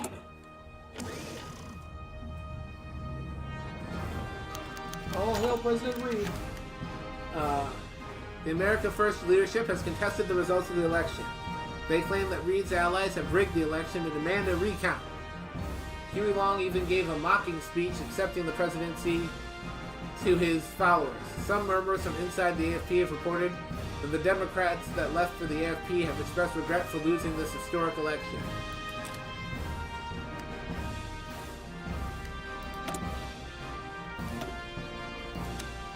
But yes, we now have President Reed. Hetman Skoropadsky flees Ukraine. For some time now, the German-client state of Ukraine, led by Hetman Pavlo Skoropadsky, has been embroiled in a Republican uprising. Skoropadsky! Now it seems that the future of the Hetmanate is in jeopardy. The frick's a Hetmanate? A government led by a Hetman. Okay. Is in jeopardy, with news that Skoropadsky has fled the country. After a successful assault on Kiev, the Republican opposition has declared the restoration of the Ukrainian People's Republic. Though this development has put Germany's grip on the eastern client states in doubt, the new government has already reached out to Berlin to negotiate their future relationship.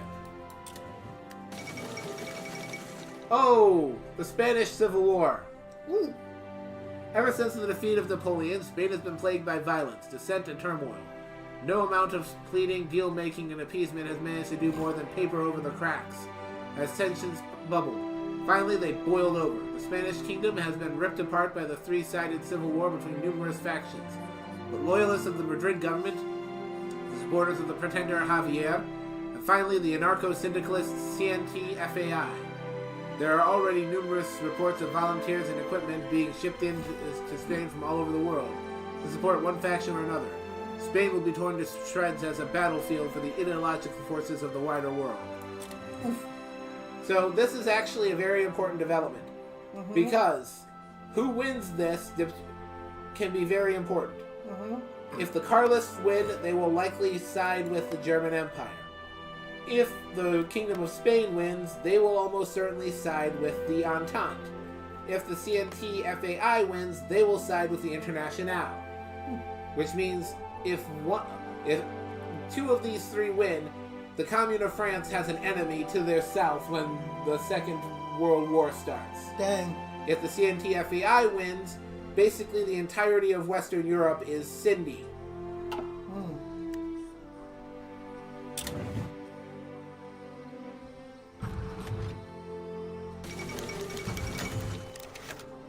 Herbert Hoover has been vocal after the election and openly criticized Reid and the SPA as being unfit to lead the country. Hoover has encouraged both the Republicans and Democrats to form an alliance to curb Reid and the SPA. Totalists in the Bharatiya... He says that, but remember all of his Hoovervilles? Yes.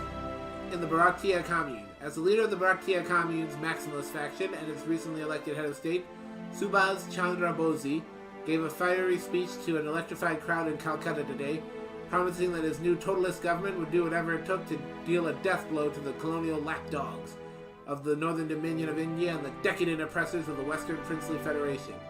He claimed that the Bharatiya Commune would stand on its own 2 feet to accomplish its task and prove to the rest of the world that India is a force to be reckoned with. Interesting.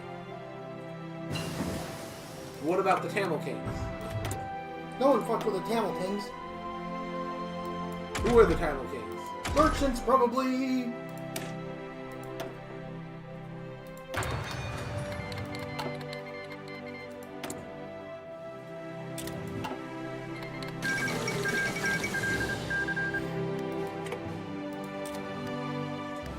Zhang is driven from Jinnan. Since 1925, the city of Jinnan has come to mirror its master, corrupt and corpulent, brimming with vice and villainy. From its court, Zhang Zhongcheng patronized everyone from artists and writers to playboys and prostitutes, executing any who crossed him, splitting heads as one might split melons. Everything was brought to an end as Jinnan's defenses collapsed earlier today. Zhang himself could repeatedly be heard bellowing above the din, perhaps overseeing the evacuation of his unaccounted wealth. However, he is nowhere to be found. His harem abandoned, his spreading mansion consumed by flames. Some say Zhang will return, either as victor or in a coffin. A notion not without precedent. Once, despite defeat, he paraded through Jinnan, sitting in a coffin and smoking a large cigar. An end to China's basest warlord.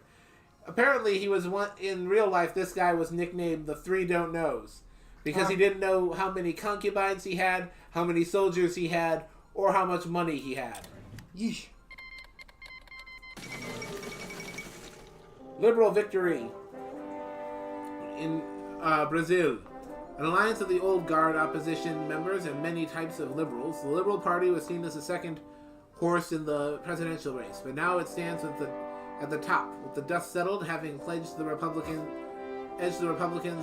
all so narrowly, with a party program based on the idealistic principles that were failed to be upheld by the First Republic, and a will to diversify and modernize the economy and bring growth back to the nation. The PL leadership will begin in January, as preparations for peaceful transfer of power occur. This will tell if such an idealist and somewhat unstable government can keep the country on a good path in these troubling times. Can it? Guess we'll see. Indeed. I don't know if that means they can join one of the power blocks. But that's a problem for later. Mm-hmm. The United States Navy, long the darling child of the American defense establishment, has been a strong force in global maritime affairs for nearly 50 years. a rival even to the vaunted Kaiserreich Marine and Royal Navy at their height in the Weltkrieg. It has defended America's shores and sailed forth to spread stability and democracy for nigh on 160 years. From John Paul Jones' raid on the British mainland to the Battle of Manila Bay, the Navy has provided the security needed by the Republic from those that would infringe upon our independence from beyond the seas. All is not well in the modern day, however. The Navy's ships are old. Her flagships, Weltkrieg-era dreadnoughts, even as Germany and the syndicalists engage in new naval arms race, and the tattered remnants of the Royal Navy lick their wounds. The new dreadnoughts have been commissioned at the suggestion of Senator Benjamin Tillman, along with many projects of the 20s converted to aircraft carriers due to the Great Depression. But the Navy is nowhere near ready to take out on the Imperial Japanese fleet. The Marine Corps fare better hardened as they are by constant action in tropical locales, but they are small, only a few regiments strong, and are powerless to affect increasing tension at home from their far-flung island bases. The Honor Guard in Washington, D.C. look increasingly powerless as violence in the nation's capital increases. Our white ships might dominate the waves, but many question whether it will be enough to face the gathering storm on the horizon. Semper Fortis. Semper Fortis.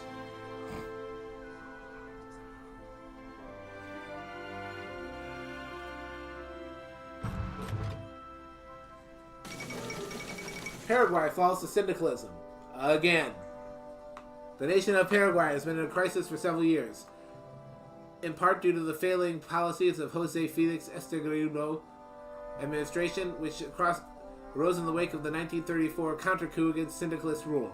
After a swift yet bloody battle today in the streets of Asunción between government revolutionary and nationalist troops, it is in the Abriles that have triumphed, seizing control of the presidential palace and declaring Estegredo's government dead. Having radicalized since their brief 3-month rule in 1944, Rafael Franco's arguably totalist Partido Abrilista Paraguaya is set to make a number of major changes. Paraguay, it seems, is red once more.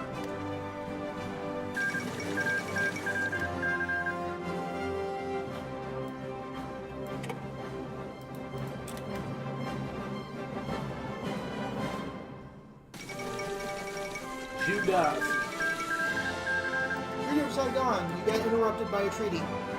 The Germans put down the Indo-Chinese Revolution. Judas secures power in Yunnan. News have arrived from the Chinese province of Yunnan that the interim governor, Wang Yun, has been successfully deposed by the National Foundation Army after a series of revolts that sprung up throughout the mountainous province. As the situation deteriorated further and further, Juda assembled an army with both eager volunteers from the Kunming Academy and exhausted warlords, and then decided that it was time to strike and manage to achieve a decisive victory against the exhausted rebel forces. However, there are reports that Kuomintang forces led by Xu Peidi have sent a delegation over to Kunming, and Juda promises to hand back governorship to a civilian government seem compromised. With Juda's loyalties to his old NRA comrades and his new friends on the left now clashing, the future of Yunnan seems uncertain.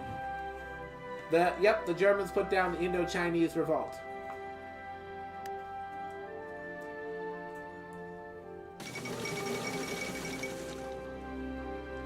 After many months of terrorist acts by the ANI rocked the Italian Federation and caused many within the nation to doubt the government's ability to maintain order, a vote of no confidence was held in Milan today, a motion which passed by the narrowest of margins.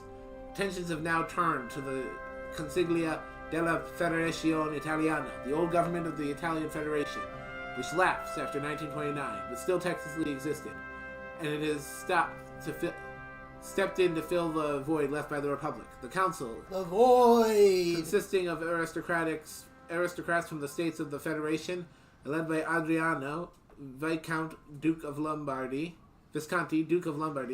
has suspended elections and declared the restoration of the Italian Federation in full. Interesting. Indo-Chinese Revolution is defeated.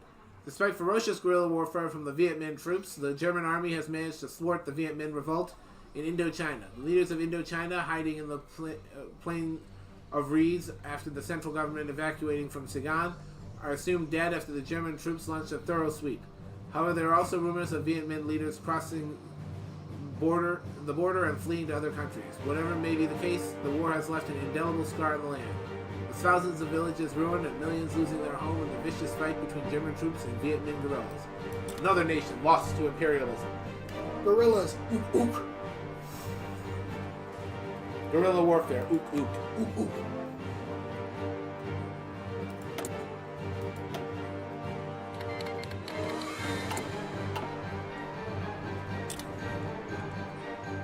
Darn those gorillas and their persistent wars. Mustafa Kemal seizes power. Fed up by the constant bickering in the Ottoman Chamber of Deputies and hindered by a conservative and often royalist opposition, the Grand Vizier has used recent domestic events to centralize power around the position of the Grand Vizier. The maintenance of public order decree issued in times of great crisis has already led to the creation of various tribunals to sentence the enemies of the state and safeguard the Ottoman state. Although many question the true motives of the man, it is clear that he enjoys nigh full support by the military apparatus, greatly limiting the chances of successful counter-coup. Is it a return to 1913? I don't know, what would that entail? Not for this mod, not certain. It's fine. Oh, how's Casey doing? Oh, those assholes. Well, we had Poor Casey. we had an election and the socialists won. President Reed's inaugural address.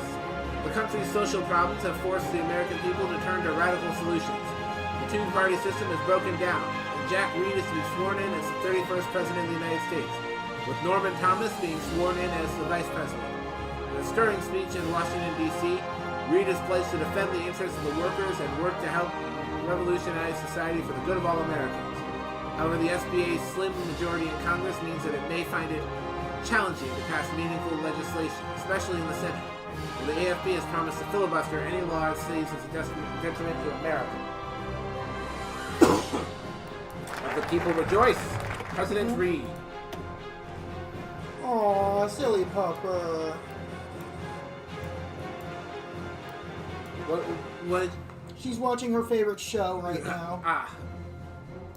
I love that dogs and cats and whatnot are intelligent enough to have favorite shows. Reforms dismantling business trusts and reducing the power of private banks to expropriate property must be passed, even if they must be delivered via presidential executive order. Executive Order 7080, Labor Unions. One of Reed's first acts as president is to enshrine the rights to collectively bargain in law. Unwilling to wait to overcome the Senate filibuster and citing the violent conflict between AFP and SPA paramilitaries, Reed passed an executive order that forced state and federal governments to recognize a union's right to exist and engage in collective bargaining, without exception. Aww, that's good. Wait, they make shows specifically like that? I wish I'd looked into those while we still had Moose. Without exception, thus forbidding yellow dog contracts. While the unions rejoice, many in the country denounce the executive order as a tyrannical act of the executive branch. We should look into some of those for Oscar. Perhaps. Yeah, Miss Edier, send me, links or whatnot to how you figured that out and whatnot. From New York to San Francisco, the rich and powerful protested Reed's election in the Hearst newspapers and in congressional addresses. It is clear that the upper class is furious at the enforcement of Executive Order 7080 and have begun to radicalize against the SPA as a result. Is it coming? Soon. Executive Order. Halt on foreclosures. 7089. Directing the Secretary of Commerce to temporarily take possession of and operate the facilities of certain financial companies. The inability to deal with the Great Depression has been the death of two major parties, and it could have been the death of the SPA as well. Yeah, thanks. Just send me a link to it if it's, able to be viewed on PC. I would absolutely like to look into that. Unless Reed acted quickly and decisively.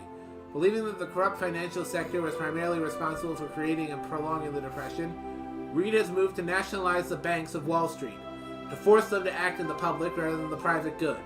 This includes stopping banks from foreclosing on bankrupt homeowners. A filibuster by Senator Roosevelt, this would be Quentin Roosevelt, one of Theodore Roosevelt's sons, has forced Reed to resort to an executive order, appealing yet again to national security. While popular with the lower classes, many in the upper classes claim Reed is drunk on his power and well on his way to declare himself a dictator. The rich shall now pay. Opposition denounces Reed as a tyrant. Though they agreed on little else, the Democrats, Republicans, and the American First parties have been quick to denounce Reed publicly across the nation for the enactment of the Executive Order 7080, claiming that it is to be an overreach of the executive branch and the start of the slide into tyranny. Huey Long has gone so far as to have vowed to not follow any law that Dictator Reed imposes upon America. The law followed by comparing President Reed to Vladimir Lenin, almost gloating that Reed would share Lenin's fate. Shut up, Long. I'm actually not going to read this because it is literally not going to matter very soon.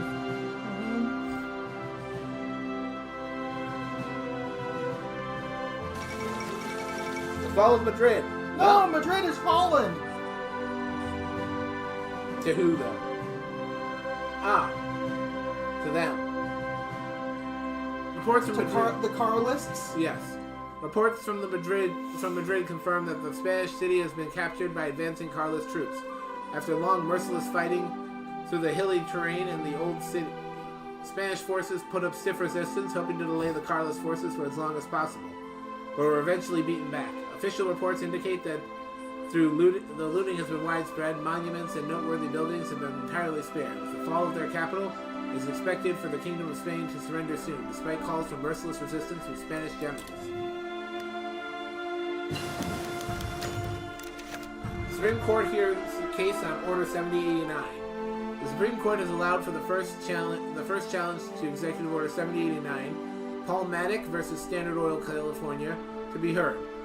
The case is brought by Paul Maddock to argue that Standard Oil's monopolistic power has overtaken democratic power.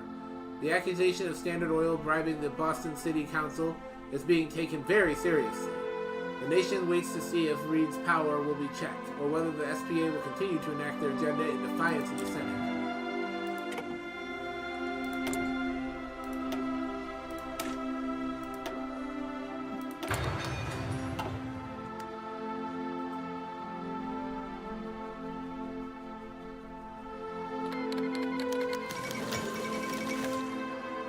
The country was reborn in the Balkans after the Veltkrieg, Greater Bulgaria, the titan of the peninsula, uniting all Bulgarian lands and beyond.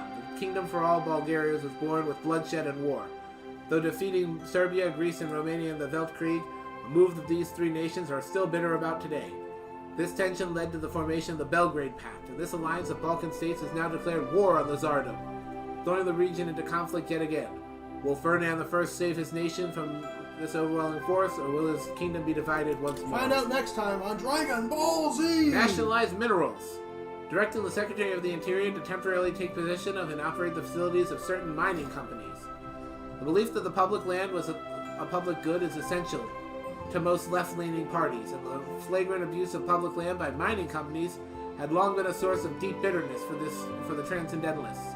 To most of Reed's cabinet, it was clear that private mining companies would be entirely unable to balance the needs of the public with their greed, and moved to nationalize the drilling and mining companies, including Standard Oil, whose Supreme Court case against Executive Order 7089 was still pending. This has been seen by many as an attack against a political rival, and further confirmation that Reed wishes to turn America into a syndicalist state like the Commune of France or the Union of Britain. America's resources belong to the people.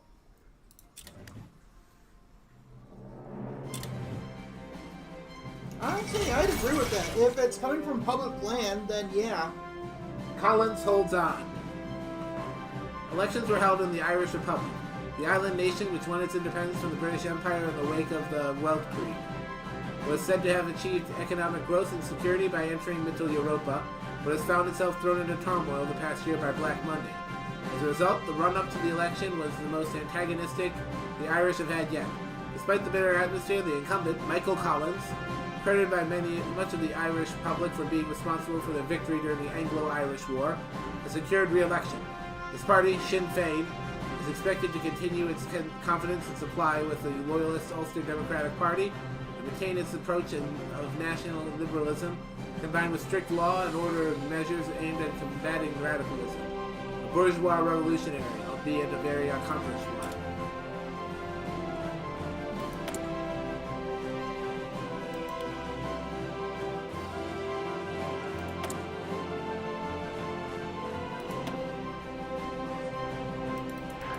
He should also be dead by now. He who? Michael Collins. Ah. He was assassinated during the Irish Civil War. Well, clearly he wasn't assassinated here. Hacking the court. Although Reid has shown no sign of concern over Paul Maddock versus Standard Oil of California in public, his administration is concerned that the conservative-leaning Supreme Court could rule 7-2 in favor of the capitalists and revert whatever reforms had already been put in place. Citing Lincoln's court packing during the Civil War as precedent, Reid has asked Senate Majority Leader Mayor London to remove the filibuster for judicial appointees and has increased the size of the Supreme Court to 15. It is clear that he intends to appoint 6 pro-socialist justices to the bench, which will ensure his executive orders will remain constitutional. This has provoked a firestorm of protest, even from the left-leaning farmer, labor, and progressive parties, which had up until now remained neutral or supportive of Reid. We must defend the workers, whatever it takes. Starting to sound a little bit like Long there.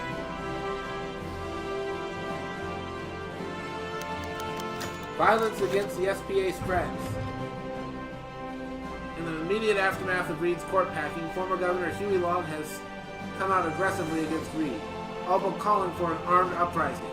Whole counties and states, especially in the South, are refusing to accept Reid's executive orders as law, and there has been a massive increase in reported violent clashes between the Minutemen and SBA militias. Unless order is restored, the country is bound for civil war. The police should be helping the people.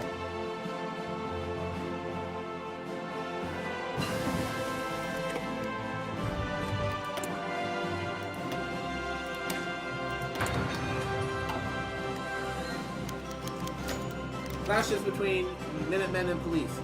Long's calls for resistance against Reid have been interrupted by some Minutemen as a call, interpreted by some Minutemen as a call for resistance against any government agency. Police clashes with Long's Minutemen have now become common throughout the country. In cities with strong SBA presence, members of the General Defense Committee help the police restore law and order, but in the Deep South, the Minutemen effectively have complete control. Somebody stop Long! Oh dear.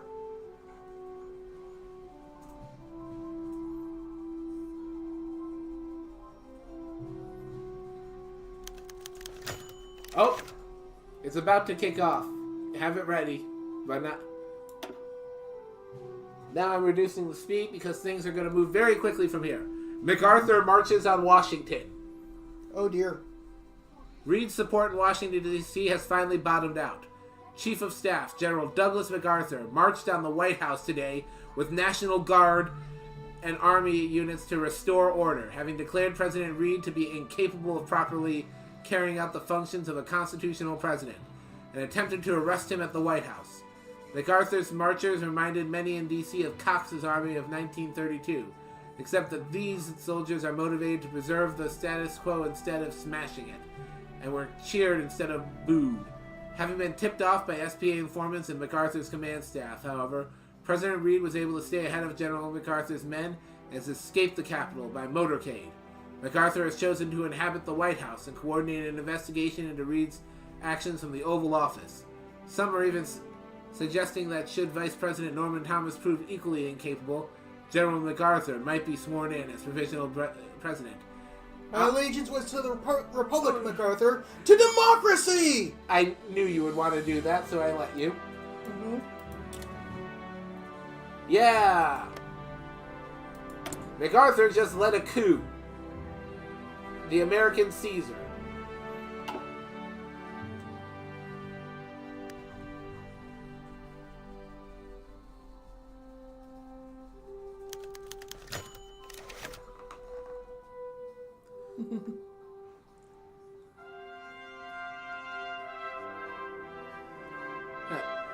President Reed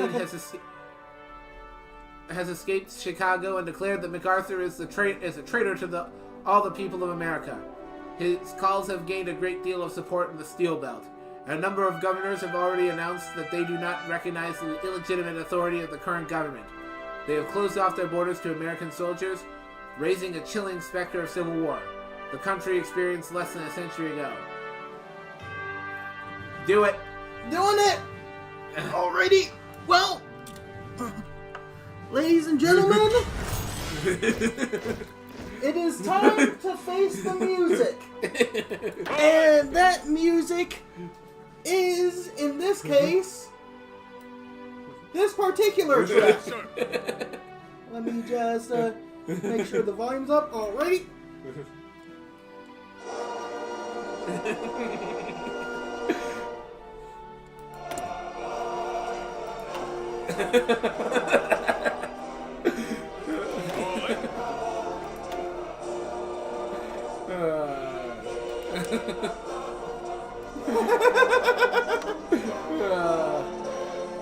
This is the International. It's basically the International Communist anthem.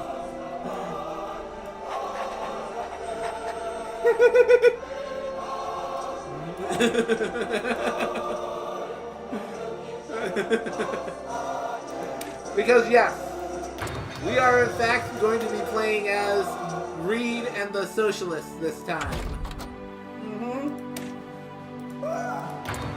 And now I've killed Gary again. Yes, so we are going to be playing as we are going to be launching an attempted socialist revolution.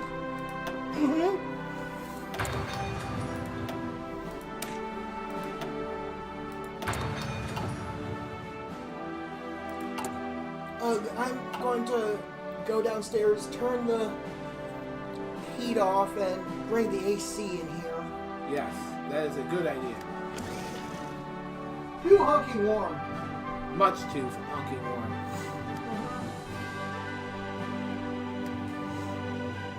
Viva la Revolution and all that.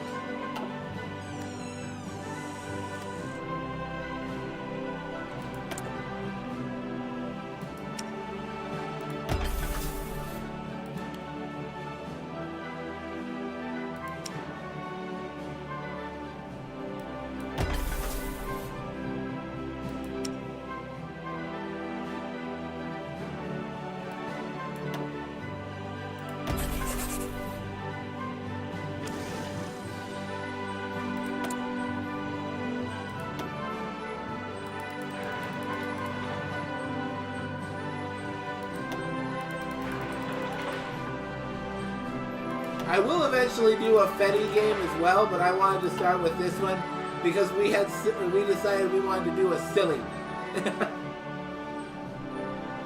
Indeed. And the good thing about the... No, that's the one faction that I despise. Of these three specifically. There's a fourth that's going to pop up soon. Oh, it already has. The Pacific States.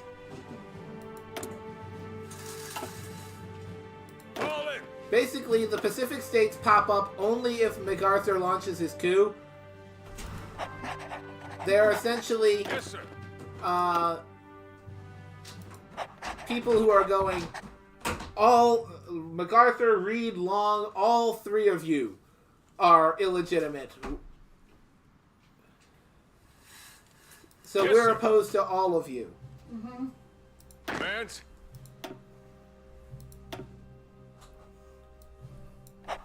Smedley Butler. Ready, sir. That's a silly name.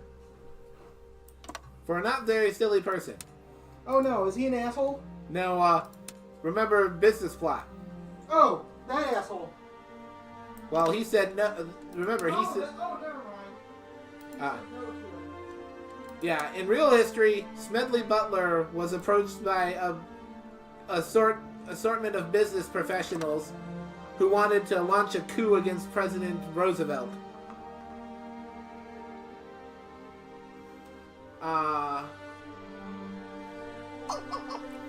They wanted him to be their They basically wanted him to be their muscle, and he said no. Listen up. All right. Hands. And now we must actually Ready. raise armies in preparation for... Attention.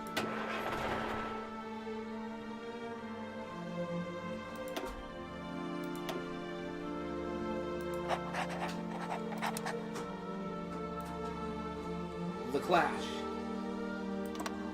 That is surely coming. Mm-hmm. Let's see. First, let's raise the... Let's recruit militia in Ohio, because that's one of the states that will provide us with the most amount of men.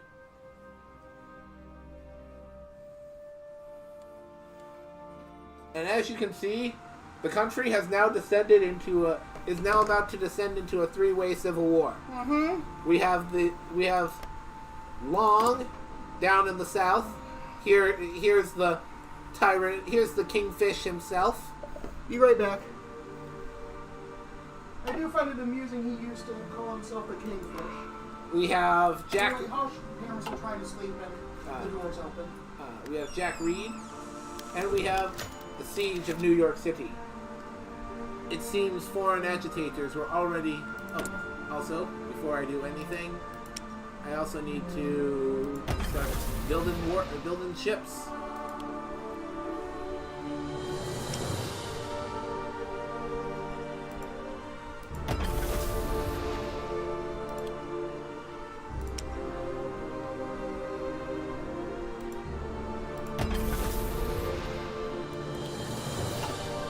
It seems foreign agitators were already active in America, as French and British provocateurs and agents have incited New York City's poor boroughs to revolution. Many businessmen that could not escape have been lynched, and the mob violence has been quelled by the arrival of trained organizers, both civilian and military, from Britain and France. The National Guard has surrounded the city in a loose siege, stretching from Newark to Yonkers, preventing socialist militia from entering or leaving the city, but not yet attempting an assault on Manhattan. Keep the port open. Yeah, the one faction I've never successfully made a play as is the Pacific States. They are just entirely... They are very weak. And it is very hard to make a successful go as them. Orders.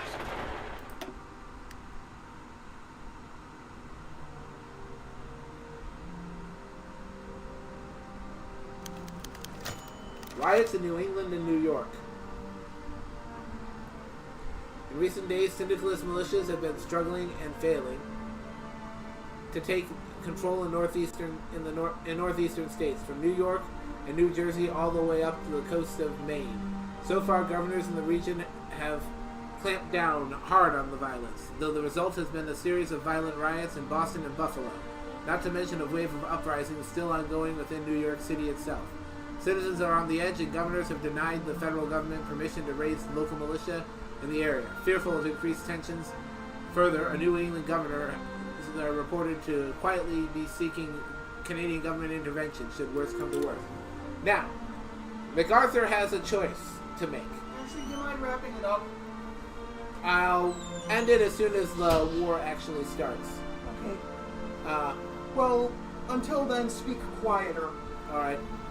But, alright, so, basically, MacArthur has a choice. Speak as if you're whispering. No, because that would be too quiet.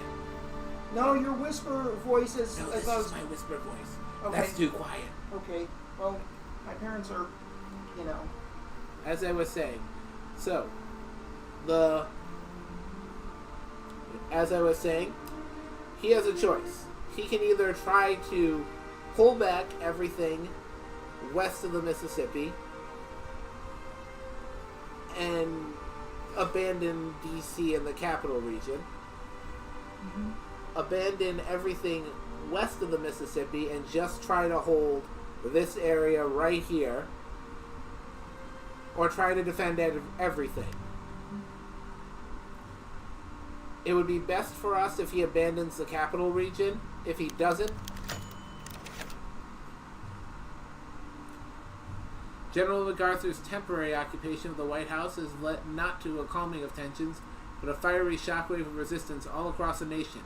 With the situation worse than he and D.C. could have predicted, a new presidential succession law passed quickly by a joint session of a rump Congress, shorn of the SPA and AFP members, has decreed that in case of presidential incapacitation or absence, the Vice President and Cabinet have the authority to transfer the President's authority as Commander-in-Chief to another member of the military or government. In case of the entire Cabinet's incapacitation, the responsibilities of the executive shall fall on the Chief of Staff of the United States Army. President MacArthur has been even more hurriedly sworn in the midst of his preparations for the coming Civil War, and has addressed the nation reminding all traitors that they still have time to lay down their arms. Barefaced assault on the Constitution. Well, there are war lines now, so I think the war has started. So. It hasn't.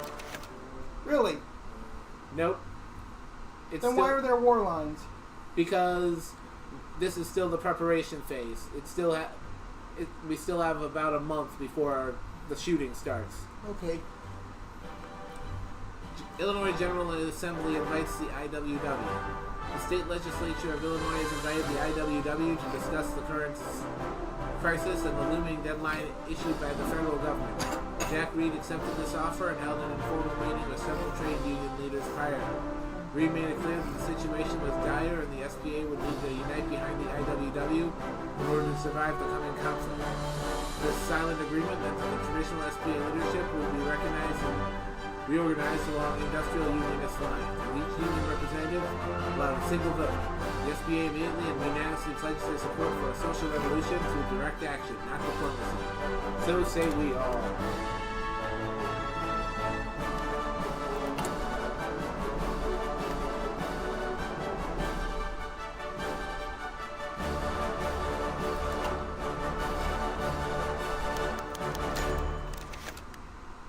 Syndicalists take control of Minnesota.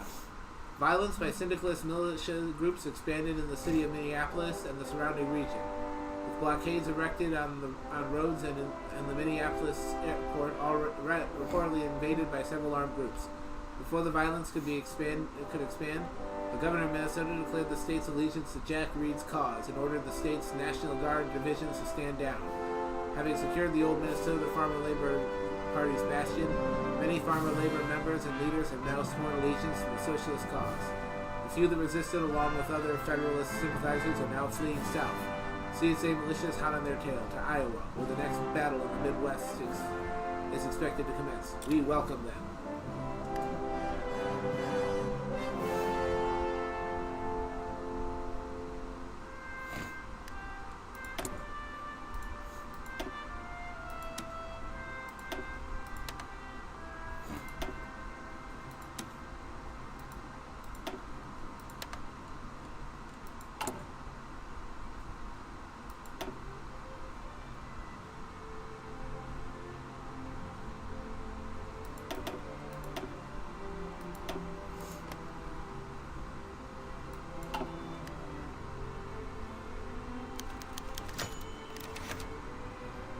North Carolina confirms loyalty to USA. Responding to Martin Klesher from militia groups in Charlotte, the governor of North Carolina declared that the state would remain loyal to America, a legitimate federal government. While there are reports of riots breaking out in several cities, most of the state appeared to support the governor's declaration, and already Minutemen forces are pulling out of the region before they find themselves overwhelmed. Traitors.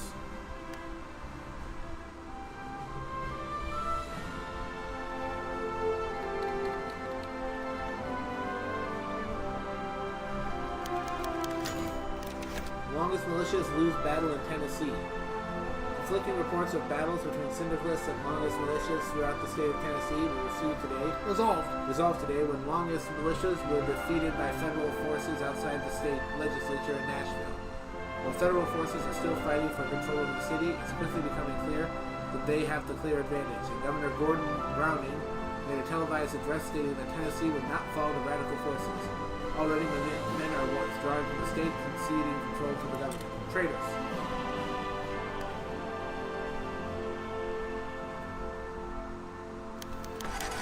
Dissolution of the U.S. Navy.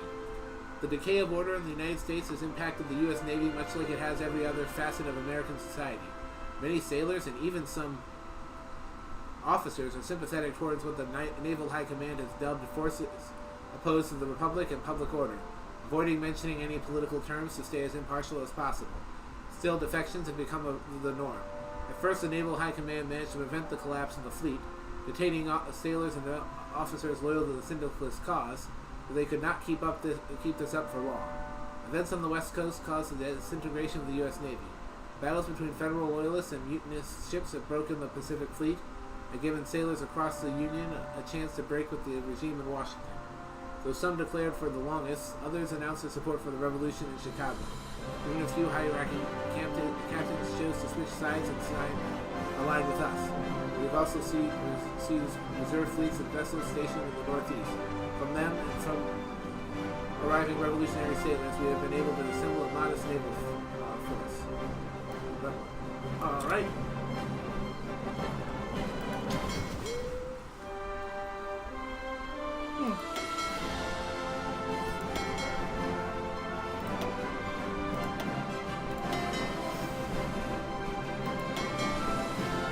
Basically, all in Philadelphia or the Caribbean. I need them all concentrated so that I can have them start doing things. They must do them! When the shooting starts, they will not be as effective as you might think. Most of the Navy is going to remain loyal, so the Feddies are going to have... They won't be as effective as I might think. The Navy. Because the Feddies are going to have to maintain the advantage at sea.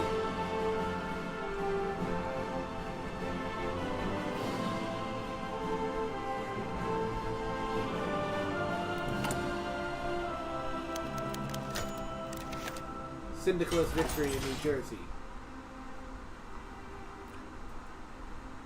The battle between syndicalist militias across New Jersey from Newark all the way down south near Philadelphia has ended with the syndicalist forces declaring victory. While they have not extended their control to the rest of New York State, the governor having declared an emergency of blockading bridges leading into the city itself, the most populated areas of both states are now firmly under syndicalist control, with the barricades already been erected along the southern border of New Jersey State. A welcome victory.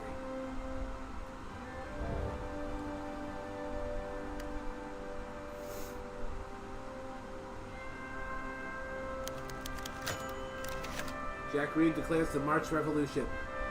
In the Illinois General Assembly, Reed delivered a fiery broadcast describing the wealth of America and the syndicates, declaring that direct action against capitalist society was a vital necessity for all Americans, and that the federal government's deadline must not only be ignored, it must be defied.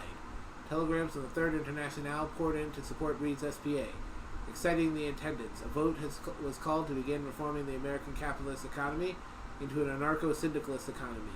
This referendum, signed by the attendants, declared the Federal Reserve null and void. The IWW was appointed and the labor chamber for the new syndicalist government, and the selling of company shares declared illegal. The representatives, satisfied with their success, have returned to Chicago to organize the armed revolution. E pluribus unum.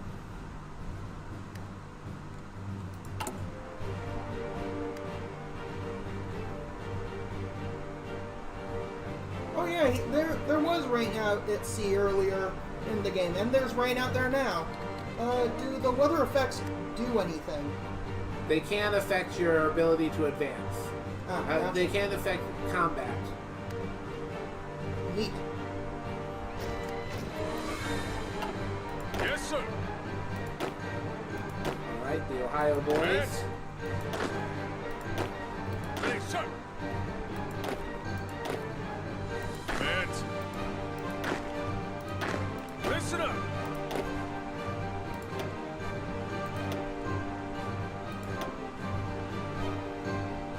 Are going to be put under the command of General Benjamin Oliver Davis, the first ever African American general in U.S. history, in real life. Neat. Good on him. Right?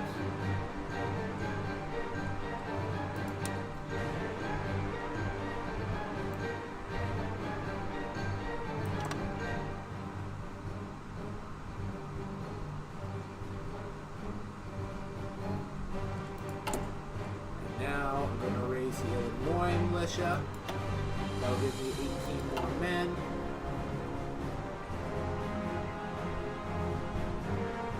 Also, these Ready to move. will be different colors so that I don't confuse them. Listen up.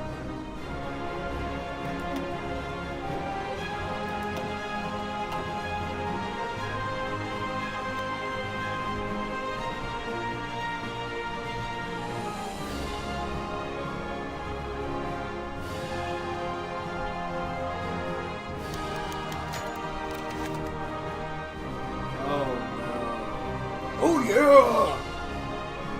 This is both good and bad for me. It looks like the Pharaohs are trying to defend everything. Oh.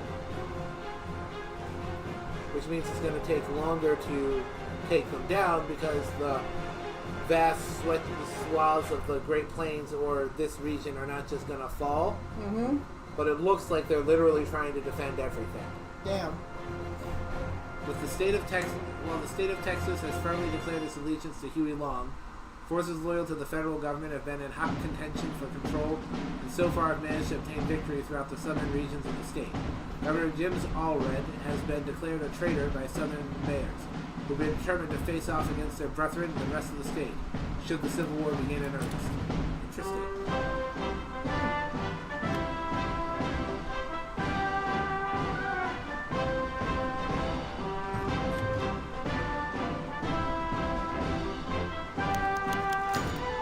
Iowa declares support for Reed. Both Cedar Rapids and Iowa City having been overtaken by syndicalist militia forces, the governor of Iowa today declared support for Jack Reed and demanded that federal forces withdraw from the state.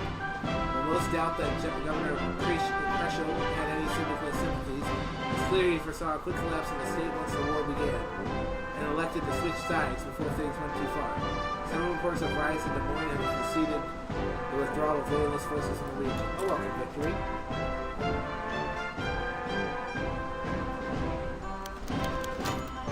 General strike moves on the Federal Reserve. The general strike, whose goal has been to protect workers from federal tyranny, now moves to seize the means of production.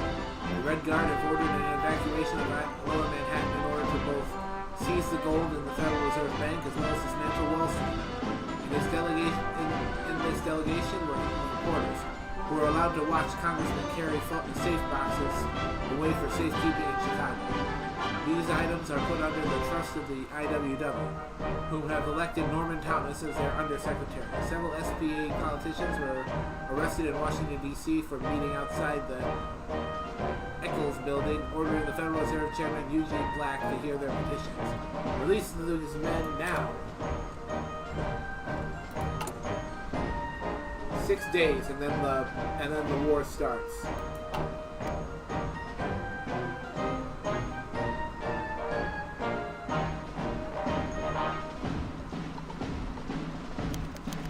Deadline looms.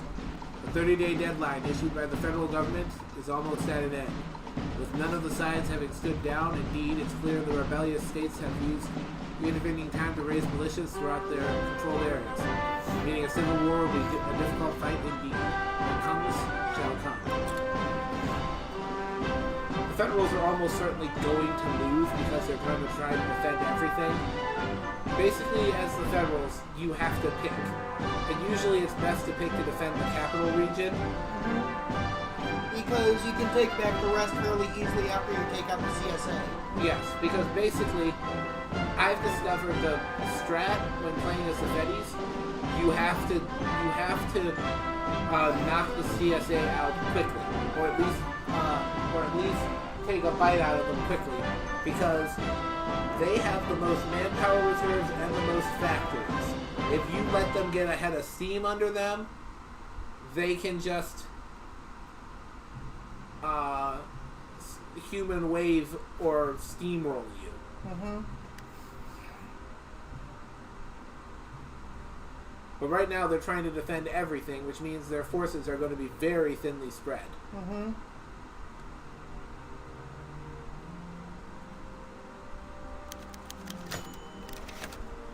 As the federal government deadline looms, it has become clear there will be no budging on either side. Across the part of the country controlled by Reed's supporters, Red Guards have been raised in large numbers, and a growing determination to see the country remade in a syndicalist image by force has taken hold. The federal government, in turn, has also made it clear they see no path to compromise. It ends in 2 days. And it all pops off in 2 days.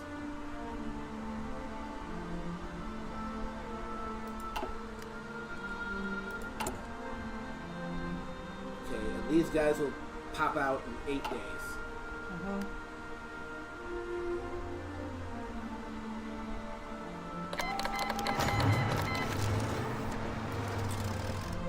And now, the war hath started.